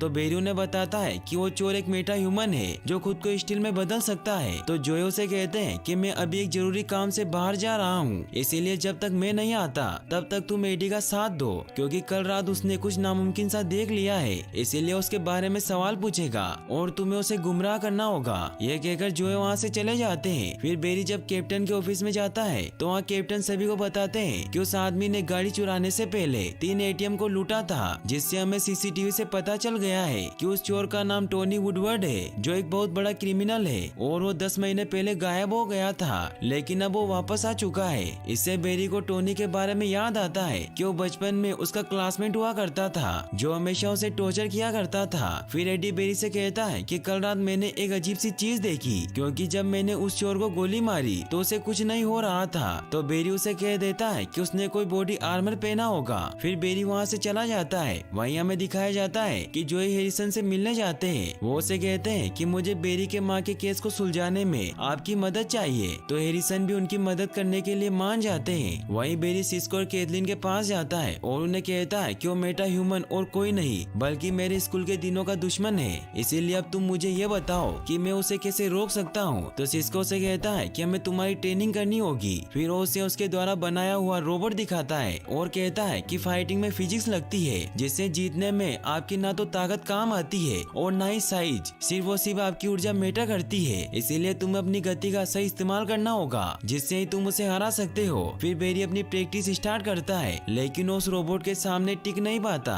जिससे उसकी हाथ की हड्डी टूट जाती है। तो कैथलीन उसका इलाज करती है। तभी बेरी को एडी का कॉल आता है और उसे बताता है कि हमें टोनी की चुराई हुई गाड़ी मिल गई है, इसीलिए हमें तुम्हारी इन्वेस्टिगेशन की जरूरत है। तो बेरी फौरन वहाँ पहुँच जाता है। फिर वो वहाँ इन्वेस्टिगेशन करने लग जाता है। उसे वहाँ कुछ कोयले के टुकड़े दिखाई देते हैं, तो उन मिट्टी के सैंपल को इकट्ठा कर लेता है। एडी बेरी से पूछता है कि तुम्हें कुछ पता चला। तो बेरी उसे बताता है कि ड्रम्स पर रस्टी आयरन लिखा है, इसका मतलब ये है कि वो कंपनी भी आसपास होगी। तो एडी उसे कहता है कि मैंने वो जगह देखी है। फिर वो दोनों उस जगह पर जाने के लिए निकल जाते हैं। वहीं हमें दिखाया जाता है कि जो हैरिसन को कहते हैं कि कल रात मैंने बेरी को किसी आदमी को बचाते हुए देखा, जिससे मुझे लगा कि ऐसा हो सकता है कि बेरी की जैसी शक्ति वाले किसी आदमी ने बेरी की मां नोरा को मारा होगा। तो हैरिसन उसे कहते हैं कि तुम्हारी सोच में एक कमी है, वो ये है कि कणार्क विस्फोट आज से 14 साल पहले नहीं हुआ था और उस वक्त मेरी मशीन ने बेरी को शक्तियाँ नहीं दी थी। तो जोए उसे कहते हैं कि क्या तुम्हें लगता है कि धमाके होने से पहले कोई मेटा ह्यूमन रहा होगा। तो हैरिसन उसे कहते हैं कि साइंस के हिसाब से इस केस में ऐसा होना बहुत ही मुश्किल है। वहीं एडी और बेरी उस ऑयल फैक्ट्री में पहुंचते हैं, जहां वो टोनी के बारे में पूछने लगते हैं। तो एक वर्कर काफी घबरा जाता है, जिससे बेरी समझ जाता है कि वो टोनी को जानता है, लेकिन तभी वो वहाँ से भागने लगता है। तो एडी और बेरी मिलकर उसे पकड़ लेते हैं। वो वर्कर उन्हें कहता है कि मैंने टोनी को नहीं मारा, वो सिर्फ एक हादसा था। तो एडी को कुछ समझ नहीं आता और उससे पूछता है कि मुझे सारी बात शुरू से बताओ। तो उन्हें बताता है कि करीब 10 महीने पहले यहाँ फैक्ट्री में बॉस कुछ लोगों को काम से निकाल रहे थे और जैसे ही टोनी की बारी आई तो काफी गुस्सा हो गया और वो बॉस को बेरहमी से मारने लगा। हमने उसे रोका, लेकिन तभी लाइट चली गई और तभी टोनी रेलिंग से फिसल गया और सीधा पिघले स्टील में जा गिरा। उसके बाद वो कभी नहीं मिला। तो एडी को उसकी बातों पर यकीन नहीं होता और उस वर्कर को कहता है कि तुम झूठ बोल रहे हो, क्योंकि वो अभी भी जिंदा है। फिर एडी उसे अरेस्ट कर लेता है। वहीं फिर हमें दिखाया जाता है कि टोनी स्टिक के ब्लॉग पढ़ लेता है, इसीलिए आयरिस से मिलने जाता है। वो उससे पूछता है कि तुम उसके बारे में क्यों लिख रही हो। वो एक डरपोक है, क्योंकि कल रात मैंने उसकी पिटाई की थी और वो डरकर भाग गया।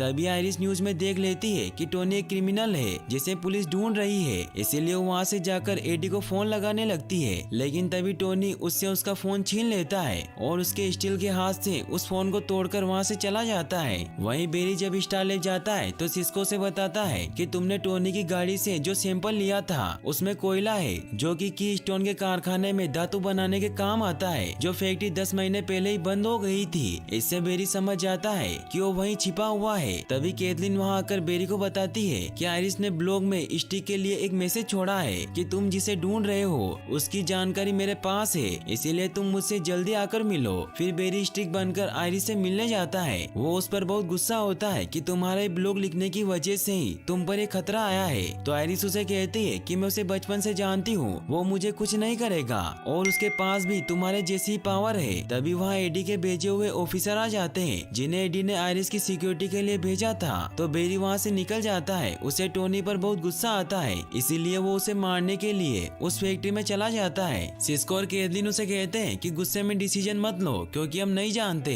कि उसे कैसे हराना है, लेकिन बेरी उनकी बात नहीं सुनता और उस फैक्ट्री में टोनी को ढूंढने लगता है। उसे स्टील के टैंक में टोनी के पैरों के निशान नजर आते हैं। इससे वो समझ जाता है कि टोनी स्टील के टैंक में गिरने की वजह से ही मेटा ह्यूमन बन गया होगा। तभी अचानक टोनी उसके ऊपर अटैक कर देता है और उसे बहुत सारी चीजों के नीचे दबा देता है। सिस्को और कैथलीन को जब इस बात का पता चलता है तो वो फौरन बेरी की मदद करने के लिए वहाँ पहुँच जाते हैं। बेरी की हालत बहुत खराब हो चुकी थी। वो उसे स्टारलैब वापस ले आते हैं। हेरिसन बेरी पर बहुत गुस्सा होते हैं। वो उसे कहते हैं कि मैंने तुम्हें कहा था कि हम उससे निपटने का कोई ना कोई तरीका तो ढूंढ लेंगे। तो बेरी उन्हें कहता है कि मैं ठीक हो जाऊंगा। तो हेरिसन उसे कहते हैं कि अगर वो तुम्हें मार देता तो तुम कभी ठीक नहीं हो पाते। तो बेरी को बहुत गुस्सा आ जाता है। वो उन्हें कहता है कि मैं पिछले 36 घंटों से 2 बार मार खा चुका हूँ, वो भी उससे जिसने मुझे बचपन में टॉर्चर किया था। इसीलिए ना तो मैं उसे बचपन में रोक पाया और ना ही अब शक्तियाँ होने के बावजूद मैं उसे रोक पा रहा हूँ। तो हेरिसन उसे कहते हैं कि तुम्हारा ऐसा सोचना गलत है, क्योंकि अगर किसी भी चीज को तेज स्पीड से हिट किया जाए तो खराब हो सकती है। फिर सिस्को से बताता है कि हमने टोनी के पैरों के निशान की जांच की है, जिसके आधार पर हम ये कह सकते हैं कि अगर तुम सही एंगल पर सही स्पीड से वार करो तो तुम टोनी को हरा सकते हो। तो बेरी उससे पूछता है कि मुझे इसके लिए कितनी तेज भागना होगा। तो सिस्को से सारी कैलकुलेशन करके बताता है कि तुम्हें उसे हिट करने के लिए 800 मील प्रति घंटे की स्पीड से हिट करना होगा, जिससे तुम उसे कुछ नुकसान पहुंचा सकते हो। तो कैथलीन उसे कहती है कि आवाज की गति से भी तेज होगा और अगर बेरी ऐसा नहीं कर पाया तो उसकी बॉडी की सारी हड्डियां टूट जाएगी। तो सिस्को से कहता है कि वो मुझे पता है, क्योंकि फ्लैश उस स्पीड में सोनिक बूम बना लेगा जो बहुत कमाल है और इस स्पीड को हासिल करने के लिए उसे 5.3 माइल दूर से दौड़ना होगा। तो बेरी उन्हें कहता है कि मैं इतनी स्पीड में पहले कभी नहीं दौड़ा। तो हेरिसन उसे कहते हैं कि अगर तुम गति बढ़ा लोगे तो तुम उसे हरा दोगे। बेरी को कुछ समझ नहीं आता तो वापस CCPD में चला जाता है, जहाँ जोए उसे पूछते हैं कि कल रात क्या हुआ था। तो बेरी उन्हें बताता है कि टोनी आयरिस से कॉफी शॉप में मिलने गया था, इसीलिए मैंने उसका पीछा किया। मुझे लगा था कि इस बार तो मैं उसे हरा दूंगा, लेकिन ऐसा कुछ नहीं हुआ। तो जो उसे कहते हैं कि मैं जानता हूँ कि टोनी ने तुम्हें बचपन में भी बहुत परेशान किया है, लेकिन तुम जज्बाती होकर नहीं सोच सकते। तभी एडी वहाँ आकर उन्हें बताता है कि टोनी शहर छोड़कर भाग रहा था और मेरी टीम उसका पीछा कर रही थी, लेकिन वो बच गया। इससे एडी को बहुत गुस्सा आ रहा होता है, इसीलिए वो बेरी को अपने साथ बॉक्सिंग की प्रैक्टिस करने के लिए लेकर जाता है, जहाँ एडी बेरी को बताता है कि बहुत से लोग पंच मारने में अपनी ताकत फिजूल में जाया करते रहते हैं, लेकिन जरूरत तो सिर्फ एक तगड़े पंच की होती है। इसीलिए बस तुम्हें एक लक्ष्य चुनना है और सोचो कि तुम्हारा दुश्मन तुम्हारे सामने खड़ा है। फिर वो बेरी को पंच मारने को कहता है, जिससे बेरी बहुत जोर से अपने लक्ष्य पर निशाना लगाते हुए पंच मारता है, जिससे वो बॉक्सिंग बैग ही फट जाता है। वहीं हमें दिखाया जाता है कि जो हेरिसन से एक बार में मिलने आते हैं, क्योंकि उन्हें उन पर शक होता है कि नोरा एलन के कत्ल में जरूर उनका कोई हाथ है। इसीलिए वो उनसे पूछते हैं कि आप यहाँ कब शिफ्ट हुए थे। तो हेरिसन उन्हें कहते हैं कि मैं जानता हूँ कि इसका जवाब आपको पहले से ही पता है और आप नोरा एलन के केस में मदद करने की बात कर रहे थे, लेकिन अब लगता है जैसे आपको मेरी मदद की जरूरत ही नहीं है। तो जोयो से कहते हैं कि आपने नोरा एलन के मर्डर के 1 महीने बाद ही अपनी लैब खोली थी, इसीलिए क्या आप मुझे बता सकते हैं कि उससे पहले आप क्या करते थे। तो हेरिसन उन्हें कहते हैं कि अगर आपको जवाब चाहिए तो आपको टेस मार्गन सर्च करना चाहिए, जिससे आपको जवाब मिल जाएगा। ये कहकर वहाँ से चले जाते हैं। वही हमें दिखाया जाता है कि आयरिस जब अपने घर पर ब्लॉग लिख रही होती है, तब टोनी बाहर मौजूद ऑफिसर पर हमला करके उन्हें मार देता है और आयरिस को किडनैप कर लेता है। बेरी और एडी को जब इस बात का पता चलता है तो काफी ज्यादा घबरा जाते हैं। बेरी सिस्को और कैथलीन को इस बारे में इन्फॉर्म कर देता है। वहीं दिखाया जाता है कि टोनी आयरिस को लेकर उस स्कूल में जाता है जहाँ वो साथ में पढ़ा करते थे। आयरिस उससे पूछती है कि तुम मुझे यहाँ क्यों लाए हो। तो टोनी उसे कहता है कि तुम उस स्टिक के बारे में लिखती हो, लेकिन अब से तुम मेरे बारे में लिखोगी, क्योंकि वो स्टिक अब मर चुका है। इसीलिए अगर तुम अपनी सलामती चाहती हो तो तुम दुनिया को ये बताओ कि एक ताकतवर इंसान आ गया है। तो आयरिस मौका पाकर फायर अलार्म बजाकर वहाँ से भागने लगती है, लेकिन टोनी उसे पकड़ लेता है। वहीं सीसीपीडी में सभी आयरिस को ढूंढने की कोशिश कर रहे होते हैं। तभी उन्हें खबर मिलती है कि हाई स्कूल से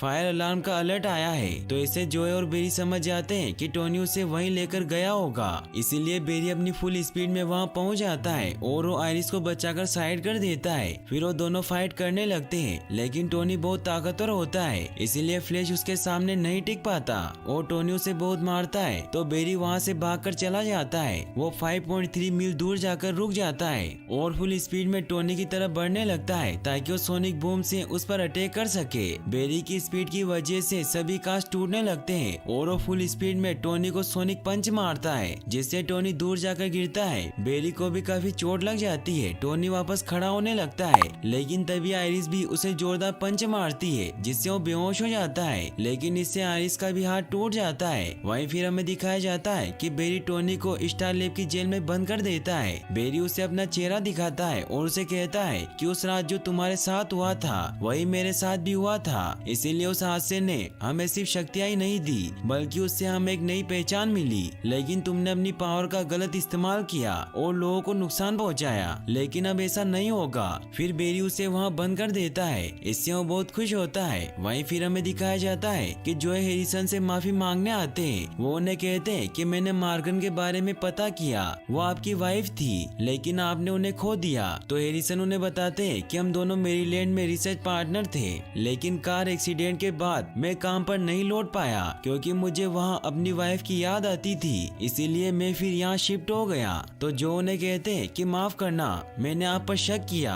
फिर हमें दिखाया जाता है कि बेरी आयरिस से मिलने जाता है। वो दोनों एक दूसरे से माफी मांगते हैं क्योंकि वो काफी टाइम से एक दूसरे से बात नहीं कर रहे थे। फिर वो दोनों साथ में बातें करने लगते हैं। आयरिस उसे बताती है कि मैं एक हफ्ते से स्टिक से मिल रही हूँ और जब वो भागता है तो दिखता भी नहीं है। वो पलक झपकते ही गायब हो जाता है जैसे कि कोई फ्लैश हो। इससे आयरिस को स्टिक के नए नाम का आइडिया आता है और अब से वो स्टिक का नाम फ्लैश रख देती है, जिससे अब सभी स्टिक को फ्लैश नाम से जानने लगते हैं। और ये एपिसोड यहीं पर एंड हो जाता है। फिर हमें इस एपिसोड के एंड का मिस्ट्री सीन दिखाया जाता है जहाँ जोए अपने रूम में बैठे हुए नोरा के केस के सबूत देख रहे होते हैं। तभी लाल और पीली रोशनी उन्हें चारों तरफ से घेर लेती है। ये वही लाइटिंग मैन होता है जिसने बेरी की माँ को मारा था। जोए इससे काफी ज्यादा घबरा जाते हैं, लेकिन तभी वो आदमी वहाँ से सारे सबूत लेकर गायब हो जाता है और वहाँ एक मैसेज छोड़ जाता है कि अगर उसने इस केस पर काम करना बंद नहीं किया तो वो आयरिस को जान से मार देगा। और अब हमें इस एपिसोड में 10 महीने पहले का सीन दिखाया जाता है जहाँ 3 दोस्त कड़ाक विस्फोट वाले दिन शहर से बाहर मजे कर रहे होते हैं। तभी उनमें से फारूक नाम का आदमी कड़ाक विस्फोट का नजारा देखने के लिए इलेक्ट्रिक पोल पर चढ़ जाता है, लेकिन जैसे कड़ाक विस्फोट की ऊर्जा चारों तरफ फैलने लगती है तो फारूक इलेक्ट्रिसिटी की चपेट में आ जाता है। ये देखकर फारूक के दोस्त काफी ज्यादा डर जाते हैं। फिर हमें प्रेजेंट में हैरिसन को दिखाया जाता है जो अपने सीक्रेट रूम में जाते हैं जहाँ वो अपने फ्यूचर असिस्टेंट गिडियन से बेरी की न्यू एंट्री करवाते हैं, जिसमें वो बताते हैं कि बेरी अपनी शक्तियों का इस्तेमाल हर रोज करता है और उसमें अभी भी हीरो बनने का जुनून है। लेकिन वो देखते हैं कि अभी भी बेरी के भविष्य में कोई बदलाव नहीं आया है। फिर हमें दिखाया जाता है कि जोए और एडी को सड़क पर एक जली हुई लाश मिलती है। बेरी उस जगह की इन्वेस्टिगेशन करने लगता है। वो उन्हें बताता है कि इसे बहुत ही हाई वोल्टेज का करंट दिया गया है, जिससे बेरी समझ जाता है कि ये किसी मेटा ह्यूमन का काम है क्योंकि उस इंसान की बॉडी पूरी तरीके से जल गई थी। बेरी जब स्टार लैब आता है तो सिस्को को उस जली हुई बॉडी का फेस बनाने को कहता है। सिस्को सॉफ्टवेयर की मदद से कुछ ही सेकंड में उसका फेस बना देता है और जब वो उसका रिकॉर्ड चेक करता है तो उसे पता चलता है कि उसका नाम केसी डोन्यू है जो पीटरबर्ग के बिजली सब स्टेशन में काम करता था। तभी उन्हें इन्फॉर्मेशन मिलती है कि कोई आदमी पीटरबर्ग के बिजली सब स्टेशन में घुस आया है, जिससे पूरे पीटरबर्ग शहर में बिजली जा रही है। तो बेरी फौरन वहाँ जाने के लिए निकल जाता है। वो जब वहाँ पहुँचता है तो वो देखता है कि एक आदमी सब स्टेशन से बिजली खींच रहा होता है और ये वही फारूक नाम का आदमी होता है जो 10 महीने पहले डार्क मैटर ऊर्जा की चपेट में आ गया था। बेरी फारूक को रोकने की कोशिश करता है, लेकिन फारूक उस पर ही अटैक करने लगता है। वो अपनी इलेक्ट्रिसिटी से बेरी की पावर खींचने लगता है।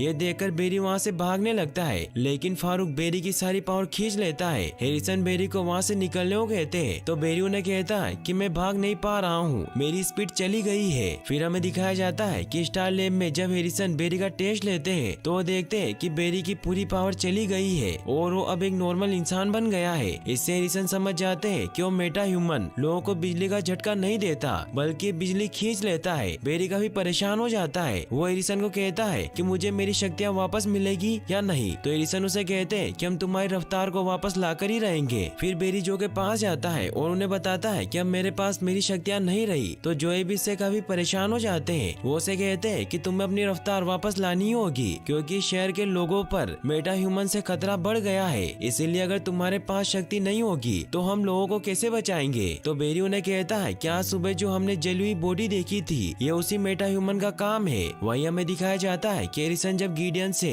बेरी का फ्यूचर पूछते हैं तो उसमें फ्लैश के बारे में कोई न्यूज नहीं होती। इससे एरिसन काफी परेशान हो जाते हैं। वहीं बेरी जब स्टार लैब आता है तो अपने सूट को देख रहा होता है। वो कैथलीन से कहता है कि जब से मेरी स्पीड चली गई है तब से मेरा एक हिस्सा भी उसके साथ चला गया है। तो कैथलीन उसे कहती है कि चाहे तुम्हारे पास रफ्तार हो या ना हो तुम अब भी वैसे ही हो। तो बेरी उसे कहता है कि मैं वैसा नहीं हूँ, मुझे फ्लैश बनना बहुत पसंद था जिससे मैं लोगों की मदद कर पाता था, इसीलिए अब मैं अपनी स्पीड के बिना नहीं जी पाऊंगा। तभी सिस्को वहाँ आकर उन्हें बताता है कि उस मेटा ह्यूमन का नाम फारूक है जो 10 महीने पहले कड़ाक विस्फोट की चपेट में आ गया था। तभी सिस्को देखता है कि फारूक स्टार लैब के बाहर आ गया है। फारूक जोर से चिल्ला रहा होता है कि मुझे हैरिसन से मिलना है, इसीलिए उन्हें गेट खोलने को कहता है। वहीं हमें दिखाया जाता है कि सीसीपीडी में कैप्टन जोए को कहते हैं कि तुम्हें इस विलियम नाम के कैदी को यहाँ से ट्रांसफर करना है क्योंकि अभी मेरी शिफ्ट चेंज हो रही है। यह कहकर वहाँ से चले जाते हैं। वहीं फारूक के कहने पर जब कोई स्टार लैब का गेट ओपन नहीं करता तो वहाँ की सारी इलेक्ट्रिसिटी को अपने अंदर खींचने लगता है जिससे पूरे शहर की बिजली चली जाती है और फारूक अपनी पावर से स्टार लैब में जाने की कोशिश करता है। वहीं सीसीपीडी में विलियम अंधेरे का फायदा उठाकर अपनी हथकड़ी खोल लेता है और एक ऑफिसर की गन लेकर उसे शूट कर देता है और वो सभी को कहता है कि अपने हथियार डाल दो वरना मैं तुम्हें मार दूंगा, और वो 2 ऑफिसर को जान से मार देता है। तो जोए अपनी गन नीचे डाल देते हैं क्योंकि आयरिस भी उनके साथ ही होती है। कैप्टन को जब इस बात की खबर मिलती है तो वहाँ अपनी सारी टीम को बुला लेते हैं। बेरी कैप्टन को कॉल लगाता है और उन्हें कहता है कि मैं स्टेशन पर बहुत टाइम से कॉल लगाने की कोशिश कर रहा हूँ लेकिन कोई जवाब नहीं दे रहा है। तो कैप्टन उसे बताते हैं कि जोए, आयरिस और बाकी सबको एक क्रिमिनल ने बंदी बना लिया है, इसीलिए हम हालात को काबू करने की कोशिश कर रहे हैं। बेरी इससे काफी परेशान हो जाता है। वो एरिसन को कहता है कि जोए और आयरिस मुसीबत में है, इसीलिए मुझे कुछ भी करके अभी मेरी शक्तियाँ वापस चाहिए। तो एरिसन उसे कहते हैं कि मेरे पास एक तरकीब है क्योंकि अभी भी तुम्हारी बॉडी में कुछ नहीं बदला है, बस तुम्हारी बॉडी को एक अच्छी शुरुआत चाहिए। तो बेरी उन्हें कहता है कि मैं वापस से रिस्टार्ट कैसे कर सकता हूँ। तो एरिसन उसे कहते हैं कि मैं तुम्हारे ऊपर उसी तरह से बिजली गिरानी होगी जैसे उस रात गिरी थी। तो सिस्को ने कहता है कि इसके लिए हमें कम से कम 20,000 किलोवाट करंट का झटका देना होगा। तो कैथलीन कहती है कि अगर बेरी इतना करंट नहीं सह पाया तो क्या होगा। तो एरिसन उसे कहते हैं कि फारूक बिल्डिंग में घुस आया है इसीलिए वो कुछ ही देर में हमें मार देगा। तो सिस्को ने कहता है कि जनरेटर भी बंद हो गया है, इसीलिए अगर हम उसे वापस ऑन करेंगे तो हम ट्रेडमिल की मदद से बेरी को 20,000 किलोवाट करंट का झटका दे सकते हैं। तो बेरी उन्हें कहता है कि मैं फारूक से बात करने जा रहा हूँ क्योंकि उस रात हादसे में मुझे तो तेजी मिल गई थी लेकिन उसके दोस्त मारे गए और उसे एक बीमारी भी मिल गई। तो एरिसन उसे कहते हैं कि आज सुबह तुम्हें जिस निर्दोष की लाश मिली थी उसे इसी मेटा ह्यूमन ने मारा है। तो बेरी उन्हें कहता है कि मैं एक बार कोशिश जरूर करूंगा। वहीं हमें दिखाया जाता है कि विलियम कैप्टन को अपनी डिमांड बताता है कि मुझे 1 घंटे के अंदर पुलिस स्टेशन की छत पर एक हेलीकॉप्टर और एक लैपटॉप चाहिए वरना मैं एक होस्टेज को मार दूंगा। वहीं बेरी फारूक के पास जाता है और उसे कहता है कि मैं जानता हूँ कि तुम्हारे साथ क्या हुआ था, इसीलिए मैं तुम्हारी मदद करना चाहता हूँ। तो फारूक उसे कहता है कि जिस रात यहाँ धमाका हुआ था तब मेरा दिल धड़कना बंद हो गया था, इसीलिए मेरे दोस्त जेक और डारिया ने जब मुझे सीपीआर देने की कोशिश की और जब उन्होंने मुझे छुआ तो मेरे करंट ने उन्हें मार ही दिया। तो बेरी उसे कहता है कि इसमें तुम्हारी कोई गलती नहीं थी। तो रिप्लाई में फारूक कहता है कि मैं जानता हूँ उसमें हैरिसन की गलती थी।